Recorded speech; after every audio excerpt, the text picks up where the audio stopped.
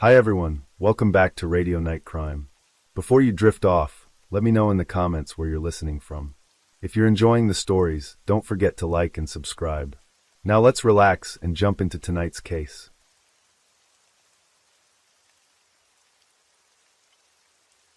Story 1.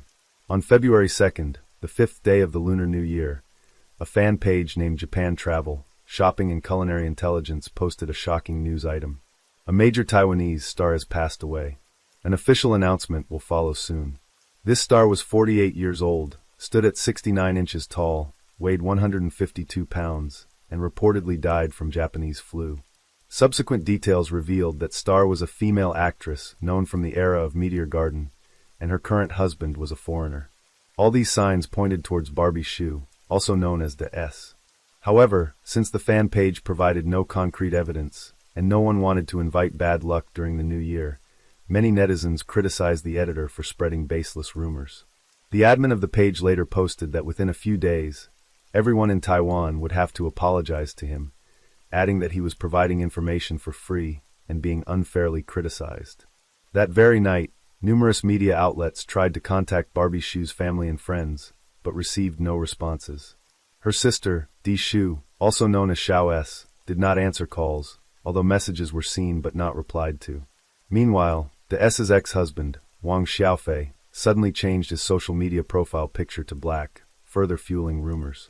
It wasn't until the next day that Xiao S., heartbroken, informed the media that during their New Year vacation in Japan, her beloved and kind-hearted sister, the S., had unfortunately passed away due to flu complications and pneumonia. She expressed gratitude for having the chance to be sisters with her, to care for and be with each, promising to always remember and love her sister, wishing her peace in the afterlife. Subsequently, the S's mentor, Wang Weizhong, issued a statement on behalf of her mother, thanking everyone for their concern, but explaining that the Zhu family was currently in deep sorrow and unable to take calls or provide detailed explanations, asking for understanding and time to grieve. The S's husband, Ku Junyup, known by his stage name DJ Ku, also mournfully confirmed his wife's death to South Korean media, clarifying that this was not a hoax. When asked, "How are you feeling?" by the press, he replied with a trembling voice, "I'm not doing well." At this point, fans were forced to accept the harsh reality that the S had truly passed away. The woman who once proudly declared in Meteor Garden, "Though you see me as a weed, I will tell you, you can never uproot me," Sam Tai had left at the age of 48. Why did Barbie Hsu leave us so suddenly? Why do some say she forgot herself? Today, we'll explore her Truman Show life. At the end of this episode, we'll review the master astrologers who accurately predicted Barbie Hsu's life path. Looking back, it turns out her life was filled with numerous prophetic words. Stay tuned to the end of the video to see what they were. Now let's delve deeper into this incident. On January 29th, 2025, Barbie Hsu, along with her family, traveled to Japan for a vacation. That evening, they went to Hakone for a hot spring bath. There were reports that the S showed symptoms of coughing and asthma right from the day they set off. So for the next 2 days, January 30th and 31st, she stayed in her room without going out. However, on the night of January 31st, her condition deteriorated, necessitating an ambulance to rush her to the emergency room. But the hospital did not admit her for treatment, and instead sent her back to her accommodation. On February 1st, the tour guide took the Hsu family to Tokyo. After checking at a small clinic, they moved to a larger hospital, where she was finally diagnosed with influenza A. However, the Tokyo hospital also did not admit her, but prescribed medication for her to take at home.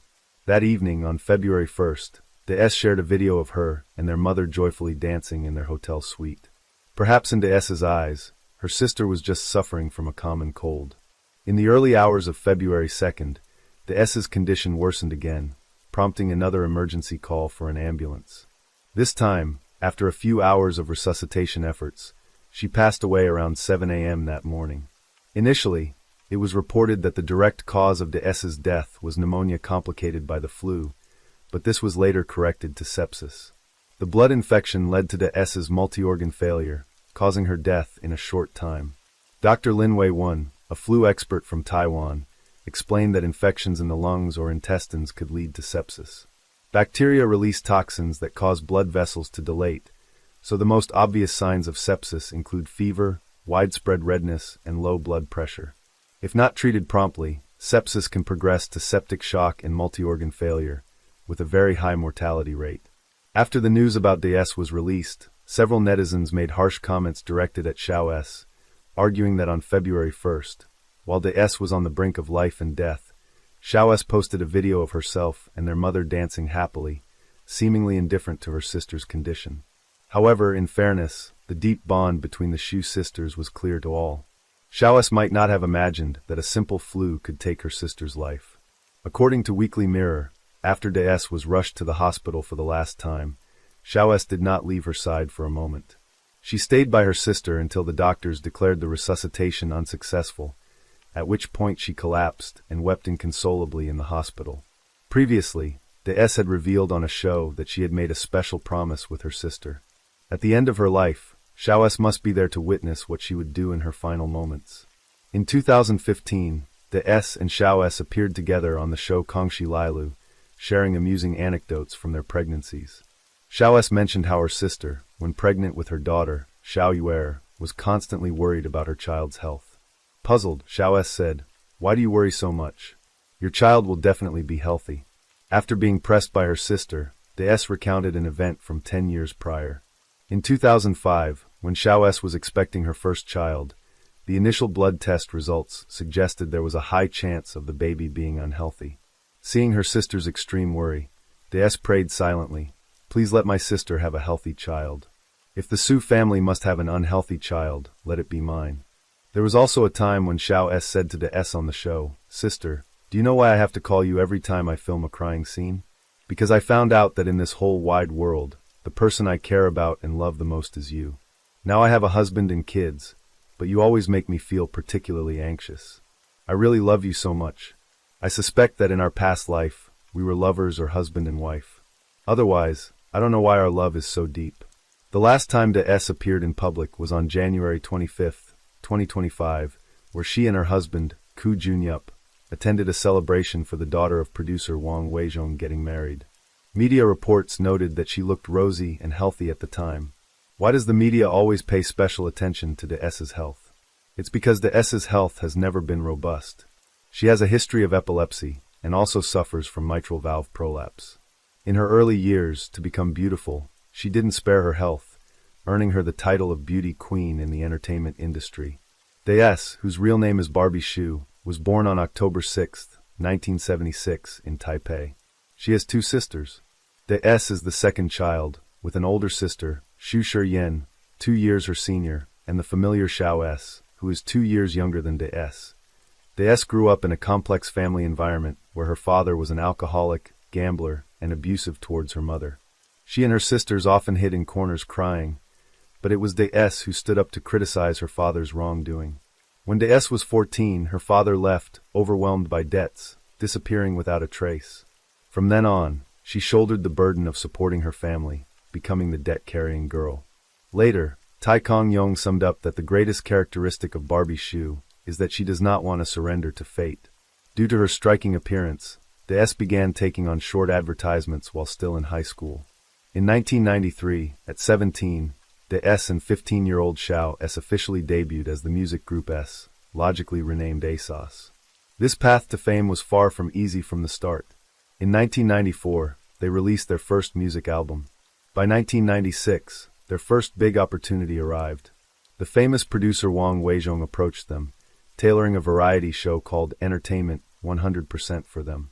Later, Tai Kong Yong described this program as Taiwan's version of The Truman Show, because no one had previously aired all of their personal trivialities for public consumption. For the 8 years DS and Xiao S hosted Entertainment 100%, the show was almost non-stop, documenting the personal lives of the two sisters, including DS's relationships with Ku Jun-hyuk, Lam Janglong, and Ju Yudan, all reflected in the show. Although they were criticized for their unrestrained speech, the show's viewership ratings always topped the charts. During this time, DS and Xiao S, along with Jackie Wu, hosted another famous variety show called I Guess, laying the foundation for their status in the hosting industry. In 2001, another opportunity came for DS. At 25, she was cast as the lead, Sam Tai, in Meteor Garden. This drama later became famous across Taiwan and China, earning DS a nomination for Best Actress at the Taiwan Golden Bell Awards. Following this, she starred in several hit idol dramas like The Return of the Condor Heroes, War God, maintaining her popularity like The Midday Sun. DS also ventured into cinema, but with little success. Films like The House of Dragon and Phoenix, The Whole City is in Love, despite having strong casts, were not well received, earning her the title of Queen of Bad Movies. In 2011, after marrying Wang Xiaofei, DS gradually withdrew from the entertainment industry. However, in the years leading up to her marriage, while she was relentlessly filming and hosting, DS pushed herself to the extreme. She often had to juggle filming and hosting shows, becoming so exhausted that she would collapse into a fever and be hospitalized, yet she wouldn't rest properly. She would adjust the Ford drip to the fastest rate when the doctors weren't looking to get back to the set quickly. Moreover, to appear perfect on camera, her diet and body management were extremely strict. DS had an almost obsessive concern with maintaining her beauty and figure. She adhered to a strict diet and exercise regime, virtually fixated on her weight, always maintaining the belief that for film roles she should weigh exactly 42 kilograms, and for TV or hosting 44 kilograms. This, she believed, was when she looked her best on screen. To maintain her physique, for a long time, she ate only one meal a day for breakfast, consisting solely of soy milk and eggs. On this, she casually remarked, "If I really have no strength left, I'll buy some side dishes, eat a couple of mouthfuls of white rice with them, then drink half a can of Diet Coke." DS was also very particular about skin whitening, so much so that after being called dark-skinned by a close friend, she would rather take blood-thinning medication to appear lighter. The side effect was that even the slightest bump would leave her bruised and with hematomas. When younger, DS had long, glossy black hair down to her waist. As we all know, she treasured her hair. Her boyfriend wasn't even allowed to casually put an arm around her shoulders, for fear of messing it up. In 2004, DS published a book titled Beauty Queen, detailing her beauty secrets. This book became a beauty Bible for teenagers in the post-90s generation, reprinted 7 times within 2 weeks, with sales exceeding 800,000 copies. DS once described her control over her body like this: "My brain is like a tyrannical official, constantly pushing my body to work at the fastest pace and with the highest efficiency. If injured, then heal. If sick, then take medicine quickly. As long as my body can still function, that's all that matters." Such a lifestyle undoubtedly took a significant toll on DS's health. In an exclusive interview with Person magazine in 2018, DS said she wasn't afraid of aging, viewing death as a return to eternity. She hoped not to live too long, stating, "I came to this world to fast forward through life. In this life, I must live the lives of 8 others, after which I won't return." In earlier TV interviews, DS also mentioned believing in the existence of deities, and that the afterlife was beautiful, thus she had no fear of death. No matter the difficulty, she could move forward, because at worst, she would just leave this world forever.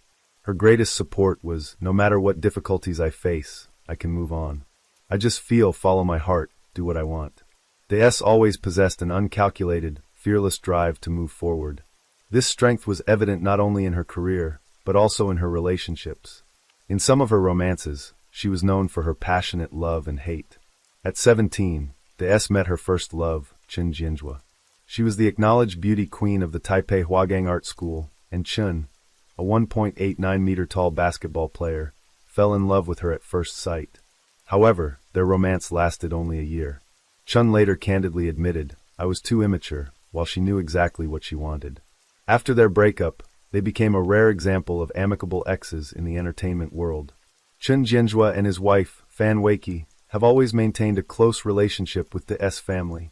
In 1998, the Korean wave swept through Asia, and the Korean group Cool Dragon came to Taiwan for a concert. After watching, the S immediately became an ardent fan of group member Koo Junyup. She invited Koo to appear on Entertainment 100%, and even learned Korean to communicate with him. Koo felt an inexplicable attraction to DS from their first meeting, calling her his ideal type. They quickly fell in love. When their feelings were at their peak, DS got a tattoo of the character Koo on her ankle, as Koo in Chinese and Koo in Korean refer to the same character. On the show, DS expressed to Koo Junyup, "I hope he will marry me. I feel that as long as I move him with my sincerity, there shouldn't be any problem." Ku responded, I am very sincere, I hope she will marry me. However, this relationship ultimately ended due to pressure from Ku's management company. Ku denied the relationship on the show, and DS, wiping away tears, removed the tattoo, leaving only the words, some people are only meant to live in memories. But no one could have guessed that 24 years later, they would continue this fated romance. After that, DS was in a relationship with Lam Janglong for 5 years. After their breakup, she started dating Juyu Dan, and they were together until 2009. Later, on the show Luo Yuyu, DS said, with the gentlest tone but the strongest words, my emotions are very loud, but when they end decisively. If my reason tells me this person isn't right, I won't drag it out, even if I suffer a lot in heartbreak for a while after the breakup. In 2010, DS met Wang Xiaofei. They knew each other for only about 20 days, and by their 4th meeting, Wang proposed to her. DS accepted with joy, and they officially got engaged on October 28, 2010. On November 16, they secretly registered their marriage in Chaoyang District, Beijing. The following March, they held their wedding in Sanya. The top Taiwanese star married one of the Beijing's 4 young masters. This was a wedding that shook Taiwan at the time. Not only were the bride and groom the stars, but each guest was also a protagonist. The venue was filled with advertisements and sponsorships. Wang Xiaoming was late by over 5 hours because he wanted a first-class seat. Lu Qian was pushed into the pool by Ella, with poker cards flying everywhere. Chao Xingtong promoted his new movie and album on stage. Wu Qingfeng cried while saying no one liked him. The S's mother-in-law Zhang Lan performed a jazz drum solo, and the entire comedy was live-streamed by Zhang Zhaorong on Weibo, with images and text. After discovering this, Wang Xiaofei had a fierce argument with him, which later escalated to a court case. But for DS, the real challenge wasn't the wedding day, but adapting to her new identity after marriage. 15 years prior, the S's beloved dog fell seriously ill. To help it recover quickly, she prayed and vowed to become vegetarian for a year, if the pet survived. The dog indeed recovered, and after a year of vegetarianism, the S grew to love the habit. For 15 years, she didn't touch any non-vegetarian food. However, after marrying Wang Xiaofei, they decided to have a child. To change her body's resistance to conception, Barbie Sue broke her 15-year vegetarian habit, starting with a bowl of chicken soup given by her mother-in-law, Zhang Lan, returning to a meat-inclusive diet. At an older age, she also had to take strong ovulation-inducing medications, but after 2 years of trying, there was still no good news. About this, the S had once called her sister in despair, saying, I probably won't have my own child in this lifetime. Fortunately, perseverance paid off, and in 2013, she finally became pregnant, giving birth to their daughter, Wang Xia, commonly called Xiaoyer, in April the following year. The pregnancy and childbirth caused the S's weight to increase significantly, making her so anxious that she didn't dare leave the house for a long time, jokingly calling herself a seal. On May 14, 2016, the S's son, Wang Xilin, was born. During childbirth, she suddenly suffered an epileptic seizure, stopped breathing, and was rushed to the ICU. In that critical moment, her only thought was to see her daughter, Xiaoyer. The doctors allowed the S's mother to bring Xiaoyer into the ICU to visit her. The S later recounted, at that time, I couldn't open my eyes. Everything was blurry, but as soon as I saw Xiaoyer, my eyes lit up. I felt my daughter pulled me back from the gates of death. After that incident, the S's weight dropped from 68 kilograms to her desired 58 kilograms. She also came to realize life and death are fated. Wealth and honor are destined by heaven. From then on, she lived each day as if it were her last. In 2018, the S wanted to have a third child, but during prenatal checkups, it was discovered that the fetus was not developing properly. Following the doctor's advice, she and her family discussed and decided to terminate the pregnancy. In the same year, the S and Wang Xiaofei participated in the mainland variety show Happiness Trio. For the first time, their life as a married couple was shown on camera. Darts as a shrimp peeling theory became a hot search topic. On the show she said, eating shrimp absolutely requires a man to peel them for you. She added that after marrying Wang Xiaofei, unless he peeled the shrimp for her, she wouldn't eat them. In another program, the S publicly thanked Wang Xiaofei, saying he had saved her many times. Whenever she fell ill, Wang was deeply worried. The S said, honey, I'm very grateful to you. You've saved me so many times. Every time I'm sick, you're genuinely concerned, and I'm very thankful. At that time, most netizens could sense the sweetness of their marriage. However, what the cameras captured was only the tip of the iceberg of their real life. After giving birth to their second child, the S returned to Taipei to recover. She said Beijing's climate was too dry, and the food didn't suit her taste. Although Wang Xiaofei frequently traveled between Taiwan and Beijing, both sides tried to compromise, but the misalignment was evident in every detail of their marriage. The S revealed that once, when Wang Xiaofei wanted to comfort her during a bad mood, he bought a lot of lamb ribs and prepared a big feast.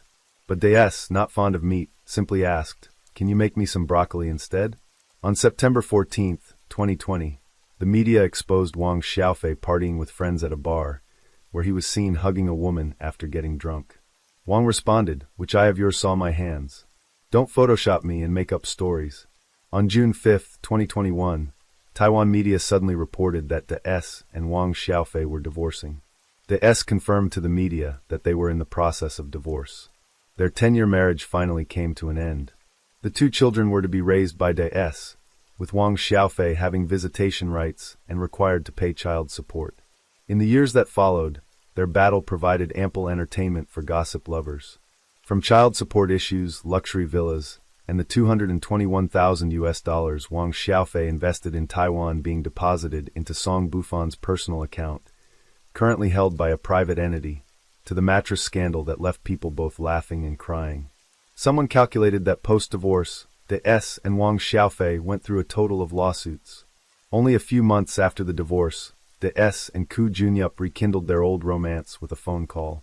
Upon hearing of the S's divorce, Ku Junyup mustered the courage to call the number from over 20 years ago, surprisingly finding it unchanged, and they reconnected. Ku said, "We only have half our lives left, I don't want to miss out anymore," and proposed to the S, who unexpectedly accepted. They registered their marriage in South Korea on February 8, 2022, announced the news on March 8, and registered in Taiwan on March 28. However, the news of the S's swift remarriage left Wang Xiaofei unable to sit still.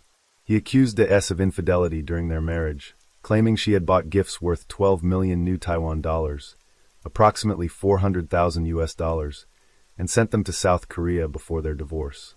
In May 2022, netizens were shocked again when Taiwanese entertainment reporter Gus Siki released intimate photos of Wang Xiaofei with several women.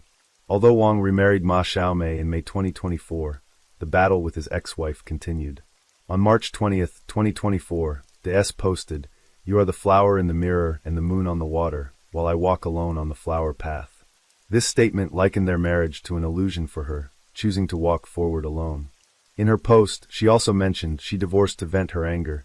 She swiped Wang Xiaofei's card several times, but over the years, the amount she lent to him was far greater.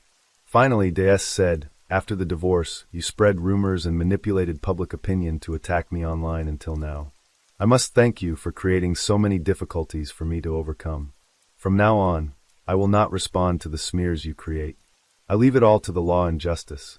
At that time, no one could have imagined that just months later, the S would pass away in such a unique way, ending all disputes. The S's sudden death prompted countless netizens to question.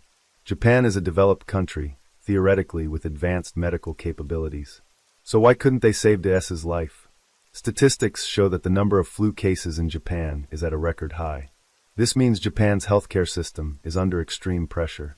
Many bloggers currently in Japan are advising, if you can avoid coming to Japan right now, please do. The flu in Japan is genuinely severe. Indeed, Japan is experiencing a significant flu outbreak, the worst in a decade. Regarding the S's case, experts suggest that she showed flu symptoms the day she arrived in Japan, January 29, necessitating antiviral medication within 48 hours. However, the S wasn't diagnosed with the flu until February 2, clearly missing the optimal treatment window. On why the S wasn't hospitalized in time, Japanese doctors pointed out that there's a clear difference between the healthcare systems of Japan and Taiwan. First, Japan's healthcare system applies strict tiering. If you're sick, you first go to a small hospital. If they can't treat you, then you're transferred to a larger one. This tiering system, common in many developed countries, can make the healthcare system more efficient by concentrating resources on severe cases. However, its drawback is that for acute conditions, this system can delay treatment. Moreover, hospitals in remote areas like rural Hakone or Hokkaido might lack emergency services or ICU facilities. Second, the general English proficiency among Japanese doctors is low, which can hinder communication with foreign patients, affecting diagnosis and treatment decisions. After De-S's death, many Chinese living in Japan shared their experiences online, complaining that getting medical treatment in Japan depends heavily on how tough your connections are. One netizen recounted how, when he had a fever of 40 degrees that wouldn't go down with medication, he called for an ambulance. The result was that the paramedics asked him to climb down to the ambulance himself, and he spent an hour in the ambulance without any hospital accepting him. Eventually, he was taken to Metetsa Hospital, but was not treated. Instead, he was left there until 9 a.m. the next day, waiting for the pharmacy to open to buy medicine, after which he was sent home. Another netizen described visiting a hospital in Japan due to heart discomfort. After the examination, the doctor sent her home, scheduling a follow-up for the results a week later. But she was already in significant discomfort, and it was a heart issue. Could she really wait a week? After persistent insistence, the doctor reluctantly prescribed her some medication. However, there's also information circulating online from a netizen suggesting that Darius' situation shouldn't be blamed on Japan's healthcare system. This netizen mentioned that the emergency department records showed Darius' blood oxygen saturation had dropped to 89, with clear wet rails in her lungs. After receiving fever-reducing medication, she insisted on returning to her lodging for monitoring. At 10 a.m. on February 2nd, medical staff suggested transferring her to Tokyo General Hospital, but she refused, citing her already booked return flight. By the afternoon, Darius suddenly stopped breathing and was rushed back to the nearest community hospital.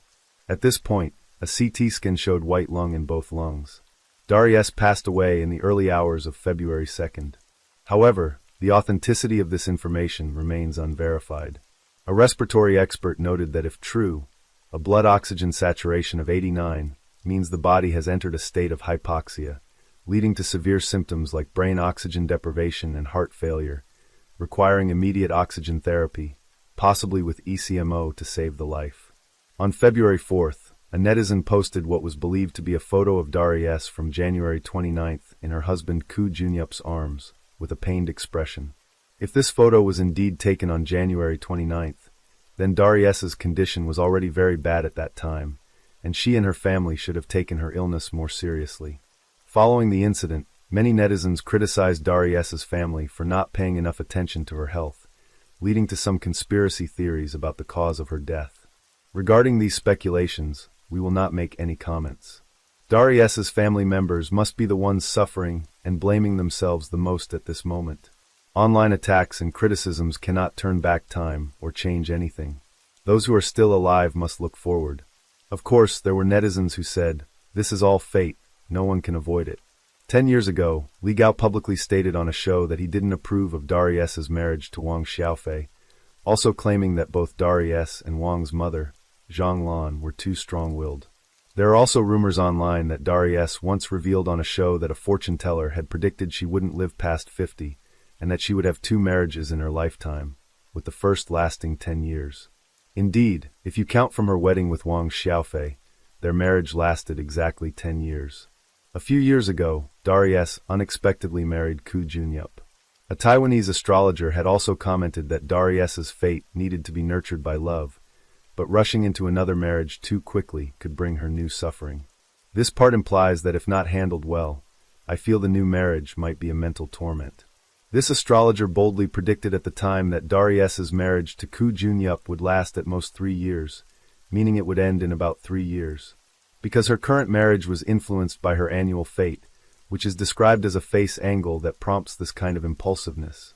But once this angle of impulsiveness passes, she would think, why was I so impulsive before? And the time of Darius's death was just days before the 3rd anniversary of her marriage to Koo Junyup. Darius's body was cremated in Japan on February 3rd, and her ashes were flown back to Taiwan from Tokyo's Haneda Airport on February 5th. According to Taiwanese media, Darius's ashes were to be kept at home permanently, with the reason being that Xiao Es wanted to see her sister every day, to have conversations with her when she had time, not wanting Darius to be lonely in a columbarium. However, according to the latest information on February 7th, keeping the ashes at home had caused dissatisfaction among neighbors, so Xiaoyes would choose a day to enter her sister's ashes.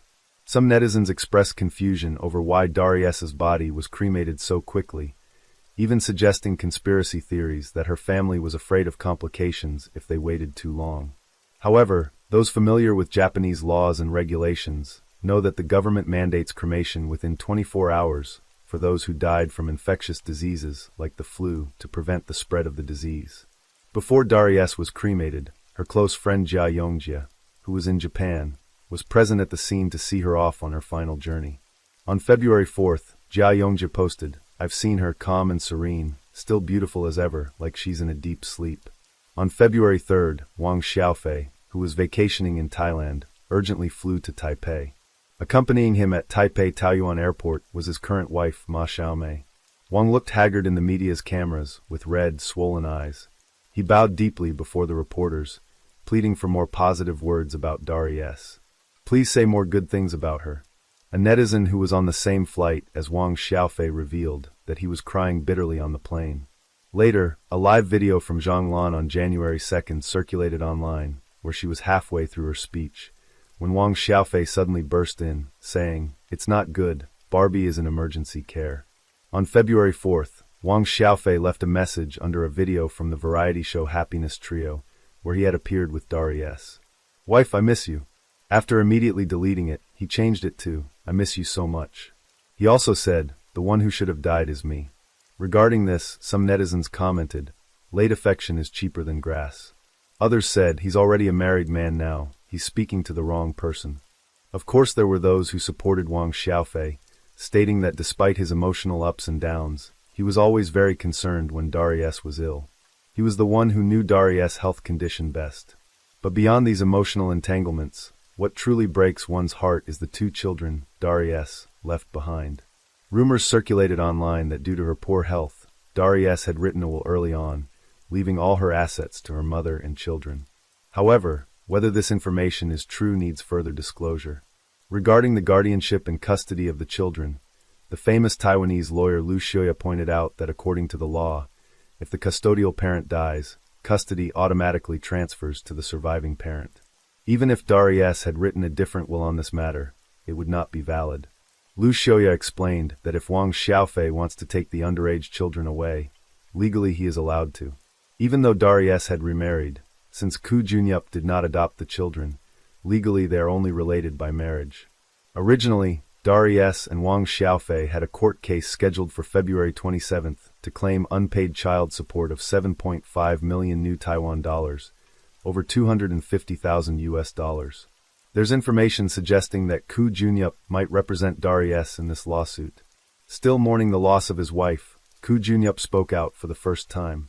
He posted a lengthy message in both Chinese and Korean on Instagram, pleading for everyone to stop, just let Hai Veen rest in peace.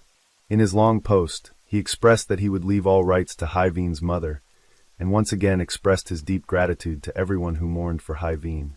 He also called out those who criticized his family like demons, which made one wonder, are there really such evil people in this world? Ku Junyup also stated that the time spent with Hai Veen was the most precious gift that could never be replaced, and protecting those Hai Veen loved the most would be his final duty. After Darius' ashes returned to Taiwan, a blogger posted a video stating that Wang Xiaofei had chartered the private plane. However, through a representative, Xiaoyes responded that all arrangements for Darius' funeral, including chartering the plane, were handled by the Su family. Later, the private jet company issued a statement clarifying that all costs were borne by Xiaoyes. Darius' representative also clarified 5 rumors.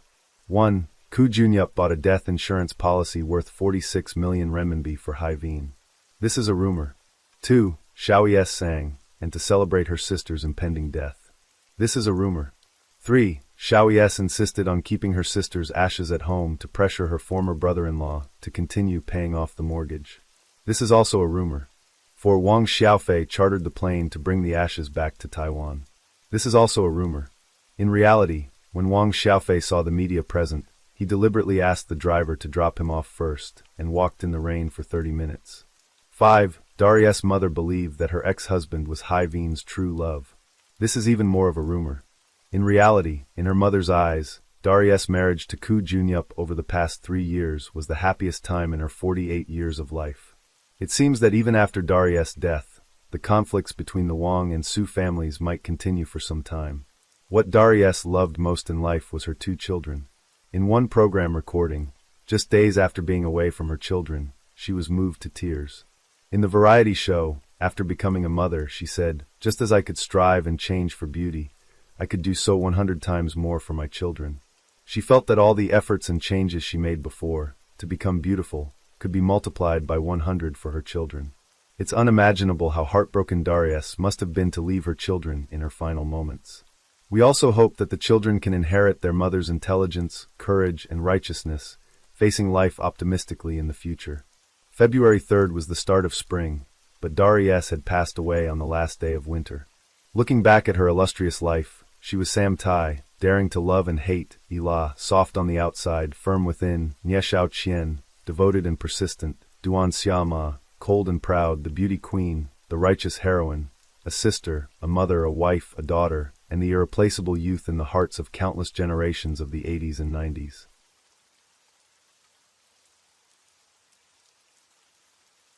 Story 2. Many people say that today's society is the era of entertainment.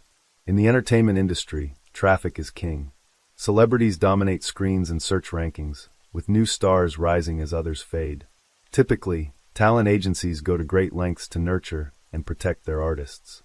However, recently, the news of a young beautiful actress with a positive image being allegedly suppressed by her own agency has spread across social media.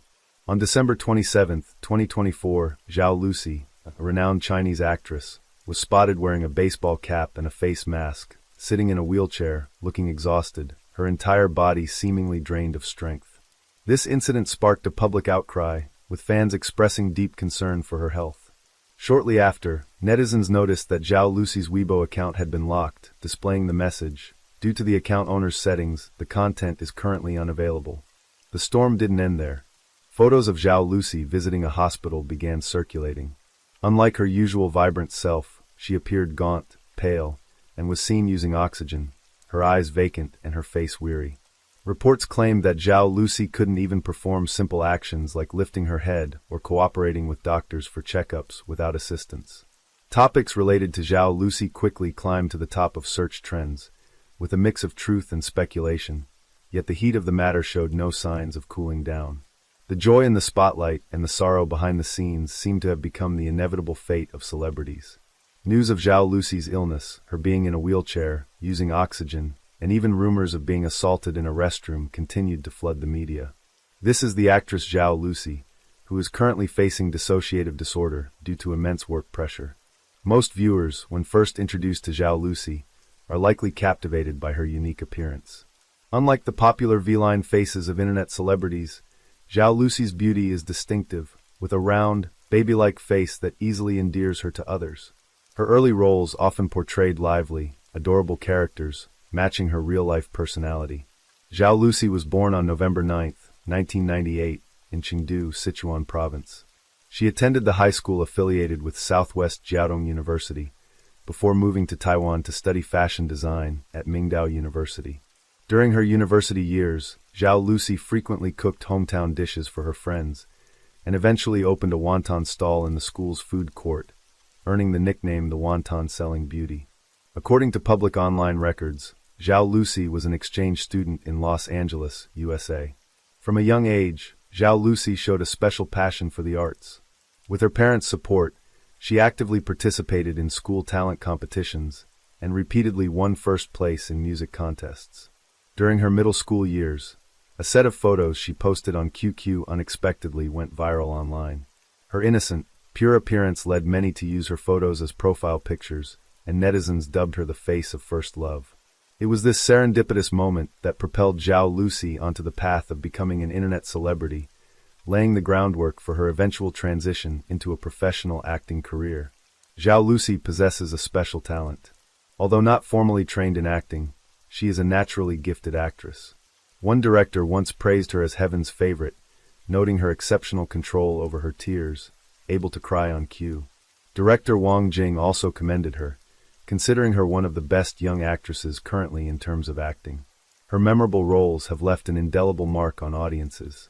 For instance, her debut role as Ma Shui-yin in Phoenix Imprisoned Dragon was a villain, but through her nuanced acting, she successfully portrayed the character's emotional conflicts and complex inner world, making viewers both hate and pity her. In Dragon Gate, Zhao Lucy brought a cheerful atmosphere to the set. Wu Lei shared that he learned a lot from her and considered her a skilled actress. The director also noted her acting talent, good emotional control, and attention to detail. In Love Like the Galaxy, Zhao Lucy vividly portrayed Cheng Xiaoshan, leaving a deep impression on viewers. In November 2016, Zhao Lucy signed with Galaxy Cool Entertainment, officially debuting as one of the agents participating in the second season of the variety show Mars Intelligence Agency. In 2017, she starred in the historical drama Phoenix Imprisoned Dragon, marking her entry into acting. In 2020, the historical drama The Romance of Tiger and Rose, where she played the lead, became a sensation. Chun Tian, the third princess of Huayuan City, was known for her mischievous and playful antics. This role earned Zhao Lucy widespread fan love. In 2021, she starred in the historical drama The Long Ballad. In 2022, with Who Rules the World and Love Like the Galaxy aired consecutively, her acting was highly praised, placing her among the top actresses born after 1995. In 2023, Zhao Lucy appeared in 3 TV series. On January 13, 2024, she was honored as the most attentive actress of the year at Weibo Night 2023. Zhao Lucy has an astonishing, gold-attracting ability.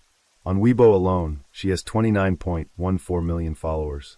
According to some sources, her advertising contract values reach up to 12 million renminbi, over $1.7 million, sometimes taking on up to 15 advertising deals in a year. Thus, without counting her income from acting, she has pocketed over 100 million renminbi, over $14.3 million, just from advertisements. Since entering the entertainment industry, Zhao Lucy has received significant backing from investors, quickly taking on lead roles in numerous films. There are 2 conflicting opinions about her background. Some claim she comes from a wealthy family, with her father being a businessman and her mother, a housewife, making her a true rich kid. Others argue her family was average. Her father was a factory worker. Her mother worked at a university, with their financial situation being modest. Many believe it was her ordinary upbringing that shaped her straightforward, sincere, and open personality, laying the groundwork for her later success. In an interview, Zhao Lucy shared about her background. She stated that before her debut, she was just an ordinary student, not from a rich family, and her father had never invested in any film to promote her. Before becoming an actress, she didn't even have a good understanding of the entertainment industry. However, celebrities attract controversy, and being called a star means making sacrifices. Dubbed the new queen of idol dramas, Zhao Lucy could no longer maintain the innocence of her childhood, but had to face all sorts of unexpected situations. Perhaps due to the immense pressure, her once chubby face from The Romance of Tiger and Rose gradually became thinner and more defined. Her image in films and ads also changed from approachable and friendly to cold and seductive. This transformation didn't attract much attention at the time, but looking back now, it's clear it was a sign that Zhao Lucy was affected by psychological issues. Moreover, in 2023, rumors surfaced that Zhao Lucy bullied her coworkers. Facing fierce public backlash, Zhao Lucy chose to respond legally by suing the rumor monger. On December 6, 2023, the defendant posted the court's verdict on Weibo, showing that Zhao Lucy lost the case. However, on April 6, 2024, Zhao Lucy's lawyer announced the appeal verdict. The appellate court determined that on February 27, 2023, the Weibo account named by Lauscher posted false information about Zhao Lucy, damaging her reputation, constituting defamation, and requiring compensation. Thus, the appellate court overturned the initial verdict, ordering the defendant to apologize on Weibo and compensate Zhao Lucy for legal fees. After winning the lawsuit, Zhao Lucy continued to star in the 2024 TV series The Pearl Curtain, simultaneously receiving the Outstanding Young Actress of the Year award at Weibo Night.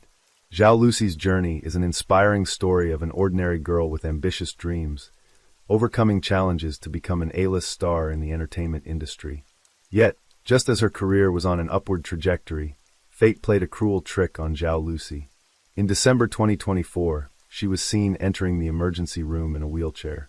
On the afternoon of December 27th, her management company officially confirmed that she suddenly faced health issues and was rushed for emergency treatment. Currently, Zhao Lucy is under treatment and resting. The company also stated that health is the top priority, and Zhao Lucy will temporarily halt all activities for the time being. The leakage of images showing Zhao Lucy in pain and exhaustion gave the public a glimpse into a different side of the actress, who always smiled and treated fans well in front of the camera. It turns out, in real life, Zhao Lucy was not as happy as she appeared. On December 28th, Wei Xiao, Zhao Lucy's close friend, spoke on her behalf to assure everyone of her safety, and revealed that Zhao Lucy was suffering from aphasia and mobility issues. Wei Xiao disclosed that Zhao Lucy began feeling unwell on November 9th. By December 18th, she lost her ability to speak, and only recently has she started to recover, now beginning rehabilitation. On December 31st, Zhao Lucy's national fan club posted a lengthy message on Weibo, pointing out that on December 14th, 2024, Zhao Lucy felt unwell during filming and needed oxygen. After finishing work, she was taken off the set in a wheelchair by her assistant. However, from December 15th to 17th, her request for medical leave was denied, and she was still required to continue filming. On December 18th, shortly after starting work, she fainted due to illness. To date, the film crew has not provided any explanation or shown any concern.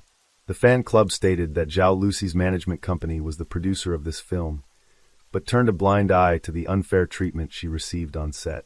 On the same day, with Zhao Lucy's consent, her best friend publicly revealed the terrible acts she had endured from the company's former boss 5 years ago, including verbal abuse, physical violence, and psychological manipulation. The friend recounted that in April 2019, when Zhao Lucy came to Beijing for an audition and stayed at her place, one evening, she turned on the lights to find Zhao Lucy curled up on the sofa, asking what had happened. Zhao Lucy replied, "I don't know why they hit me. I'm so scared." Her face was full of helplessness and fear, tears streaming down. She explained that after failing an audition, she was called into the bathroom by company personnel, where she was insulted, criticized for being useless, fat, and inferior to others, with the harsh words lasting for 2 hours. It wasn't until 2 a.m., after the person left, that Zhao Lucy decided to go home.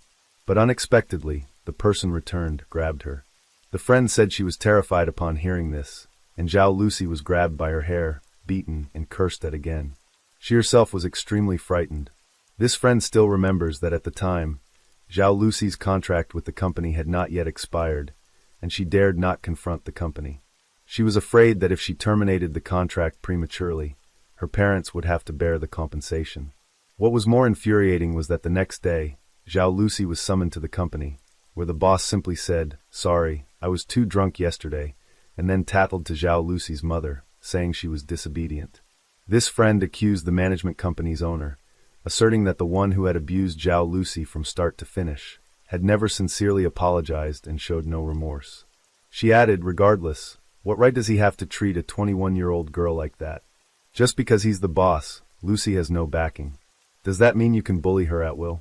Zhao Lucy's friend also revealed that at that time, 5 people tried to stop the boss, with the manager holding Zhao Lucy in his arms, and 2 other artists were aware of the incident. She further noted that Zhao Lucy suffered from insomnia for many days afterward, and for years, she woke up startled from nightmares about that event.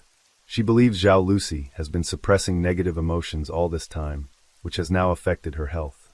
On the afternoon of December 31st, 2024, Zhu Yu, a friend of Zhao Lucy, posted an explanation.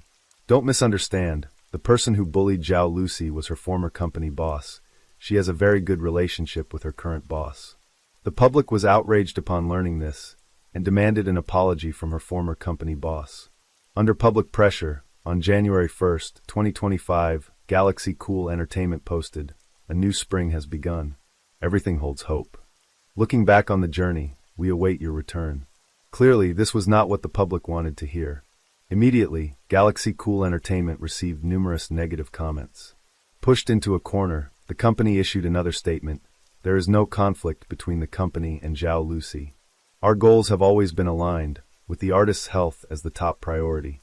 Finally, The company stated they would overcome the challenges with Zhao Lucy, look forward to her return, and are open to feedback while apologizing for any mistakes. On the same day, Li Wei, the former chairman of Galaxy Cool Entertainment, denied any abuse of Zhao Lucy, emphasizing that he and Zhao Lucy were good friends, and he was thrilled about her successes. By this point, the entire incident had turned into a Rashomon story, with conflicting testimonies. So what has Zhao Lucy gone through over the years to become the person she is today? Was she truly bullied at work, or is this just a common showbiz tactic to garner public sympathy? On January 1st, 2025, at the start of the new year, Zhao Lucy updated her Douyin with photos and shared her recovery status after falling ill. She used 57 short videos to review her 2024. The first half of the video showed her being active and happy at work in various locations. The second half transitioned to hospital scenes, where she had to use a wheelchair, struggled to walk, and even needed 2 people to help her into bed to rest. Additionally, Wei Xiao, Zhao Lucy's close friend, posted a video capturing moments where she was taking care of Zhao Lucy. In the video, Zhao Lucy was seen using a fork like a child learning to eat, struggling to chew and swallow, which moved fans to tears. After this video was made public, it once again sparked a wave of outrage, with criticism directed at the film crew and management company for exploiting the artist's labor. On the afternoon of January 1st, Zhao Lucy's Weibo account was reopened. She then posted a long message sharing her condition. 2024 started with me frequently experiencing dizziness, joint pain, and severe allergies. At that time, I thought these were just normal reactions from taking expired medication. In 2023, I suffered from pneumonia, pneumothorax, erythema, urticaria, night sweats, frequent nightmares, and hearing loss. In a short period, I received news of loved ones passing away and being diagnosed with cancer. However, due to being too busy, I continued to ignore the signs my body was giving me. She also publicly shared her medical records and current weight, which was less than 37 kilograms. In her post, Zhao Lucy revealed she had shown signs of depression since 2019. However, her management company was indifferent, telling her, "Don't overreact, just think positively and everything will be fine." Thus, Zhao Lucy thought she might be overly sensitive and emotional, so she did not pay attention to her psychological state. By 2021, Zhao Lucy felt as if insects were crawling on her, accompanied by a sensation like being pricked by needles, suspecting an allergy.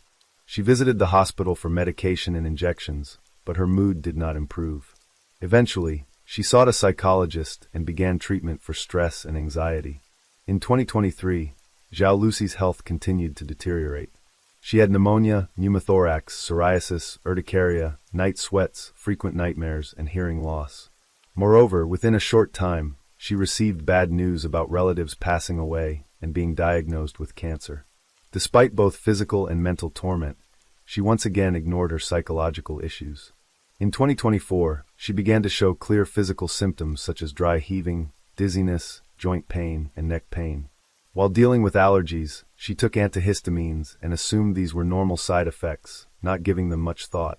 Unbeknownst to her, her condition would soon become severe. Zhao Lucy also shared that when she was young, she was criticized as a vase, experiencing abuse in a teacher's room during extra classes. She thought it was because she was a poor student, deserved the increased interaction, and didn't dare tell her parents, always blaming herself. Growing up, facing abuse again, she still thought her failed auditions were her fault, not daring to resist, just wanting to escape as she was used to dealing with everything on her own without seeking help. Later, when her works were recognized, she thanked everyone for giving her the courage which allowed her to say goodbye. She also shared that previously, she never let her health issues affect her work or those around her, thinking she could endure it. But after the recent events, she realized she wasn't as resilient as she thought and needed to take responsibility for her condition. Zhao Lucy stated that everyone has the right to leave a difficult, exhausting situation. If you're silenced when not receiving help, the abusers will only grow bolder. She forced herself to expose her wounds to prove she wasn't weak, couldn't bear it, or wasn't content with what she had. She said that no one but doctors has the right to judge the severity of the situation or whether it caused her illness. She also mentioned that she had never spoken about her illness before because she didn't want it to be exploited for scandal. However, with things having reached this point, she wanted people to understand that depression is a psychological state, but major depressive disorder is a disease, not something that can be fixed by just thinking positively.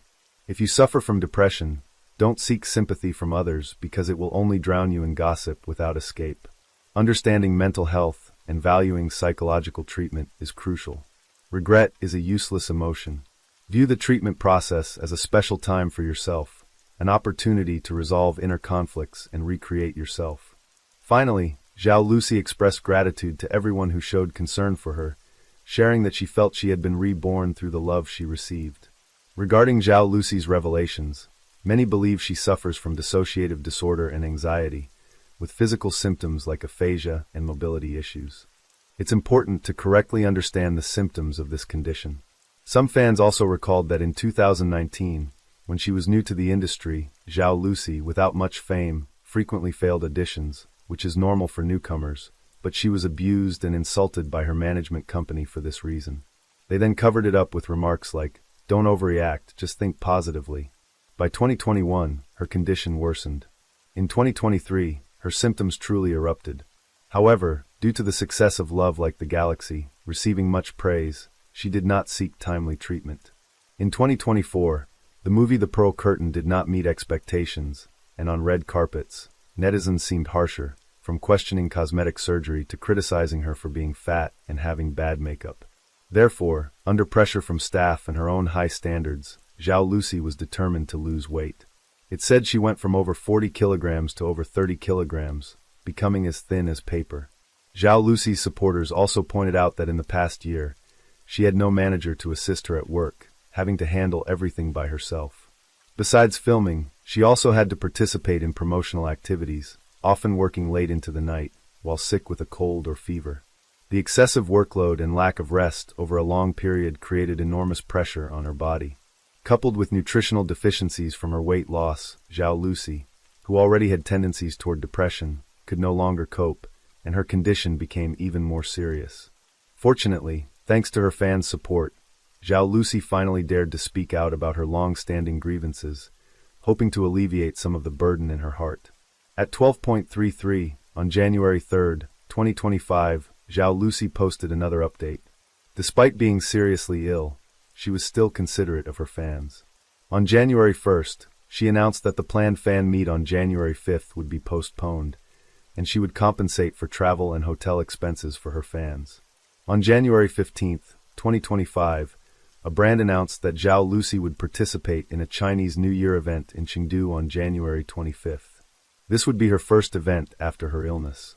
The brand's customer service stated that the event was resumed after careful consideration by both parties.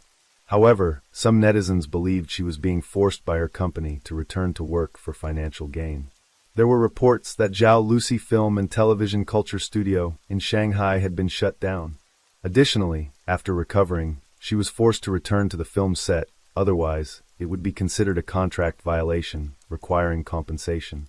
Early on January 21, 2025, Zhao Lucy updated a set of 9 photos on Weibo. In the photos, she was dressed simply and comfortably, walking with her pet dog. Without makeup, she was happily playing with her pets at home, leaving the message, "Slow down a bit," with a sun emoji. The IP address indicated she was in Sichuan. Fans speculated that she had returned to her hometown from Hangzhou to rest, recover, and be cared for by her parents. In the photos, Zhao Lucy still looked thin and pale, not having gained much weight after a month of rest. However, at least she could walk, her steps quite steady. Before, when her illness flared up, she couldn't walk or speak, and even holding chopsticks made her hands tremble. One photo showed the landscape outside Zhao Lucy's window, mountains and rivers, likely in the outskirts of Chengdu, where there aren't many houses, allowing her to walk freely without needing a mask. Zhao Lucy also posted this set of photos on Instagram. In just half a day, the post received millions of likes, showing her strong international appeal. The Instagram post quickly garnered many comments, with netizens praising her immense popularity abroad, fitting her status as an A-list star in Chinese entertainment, both beautiful and adorable. Her works have spread to many countries, and fans worldwide eagerly await her recovery, hoping she will soon shine and return to her peak. What do people think about this situation? The entertainment industry is indeed a complex place. If you don't have a strong mindset, it's best not to get involved. For instance, some netizens believe Zhao Lucy is pretending to be pitiful to gain sympathy, exaggerate the conflict between her and the company, steer public opinion towards workplace bullying, capitalist oppression of ordinary people, and the dark side of showbiz, to pressure the company into agreeing to terminate her contract. Some even claim that from the beginning, Zhao Lucy was acting according to a pre-written script. It's known that Zhao Lucy signed with Galaxy Cool Entertainment in September 2016 for a 10-year contract. Currently, the contract has less than 2 years left. If Zhao Lucy unilaterally terminates the contract, she could owe the company hundreds of millions of RMB in compensation. If she can't pay, she might be frozen from activities for 2 years, only able to return when she's 28 or 29. By then, her fame might have diminished, facing fierce competition from new artists. Ultimately, in showbiz, it's a place where you only see the new smiles, not the old tears. Moreover, some industry insiders openly criticized, suggesting that if Zhao Lucy was truly bullied, she should report it to the police and sue the company instead of using public opinion to garner sympathy. The reason they doubt Zhao Lucy is due to rumors that she once made her assistant kneel to put on her shoes and socks, spat chewed gum into her assistant's hand, and even verbally abused her co-stars on set. These actions have somewhat tarnished her public image. Additionally, there are claims that whenever she has a new film or needs to increase her visibility, Zhao Lucy cleverly creates scandals by, accidentally, liking posts on social media. Hence, when Zhao Lucy appears as a victim this time, some are skeptical.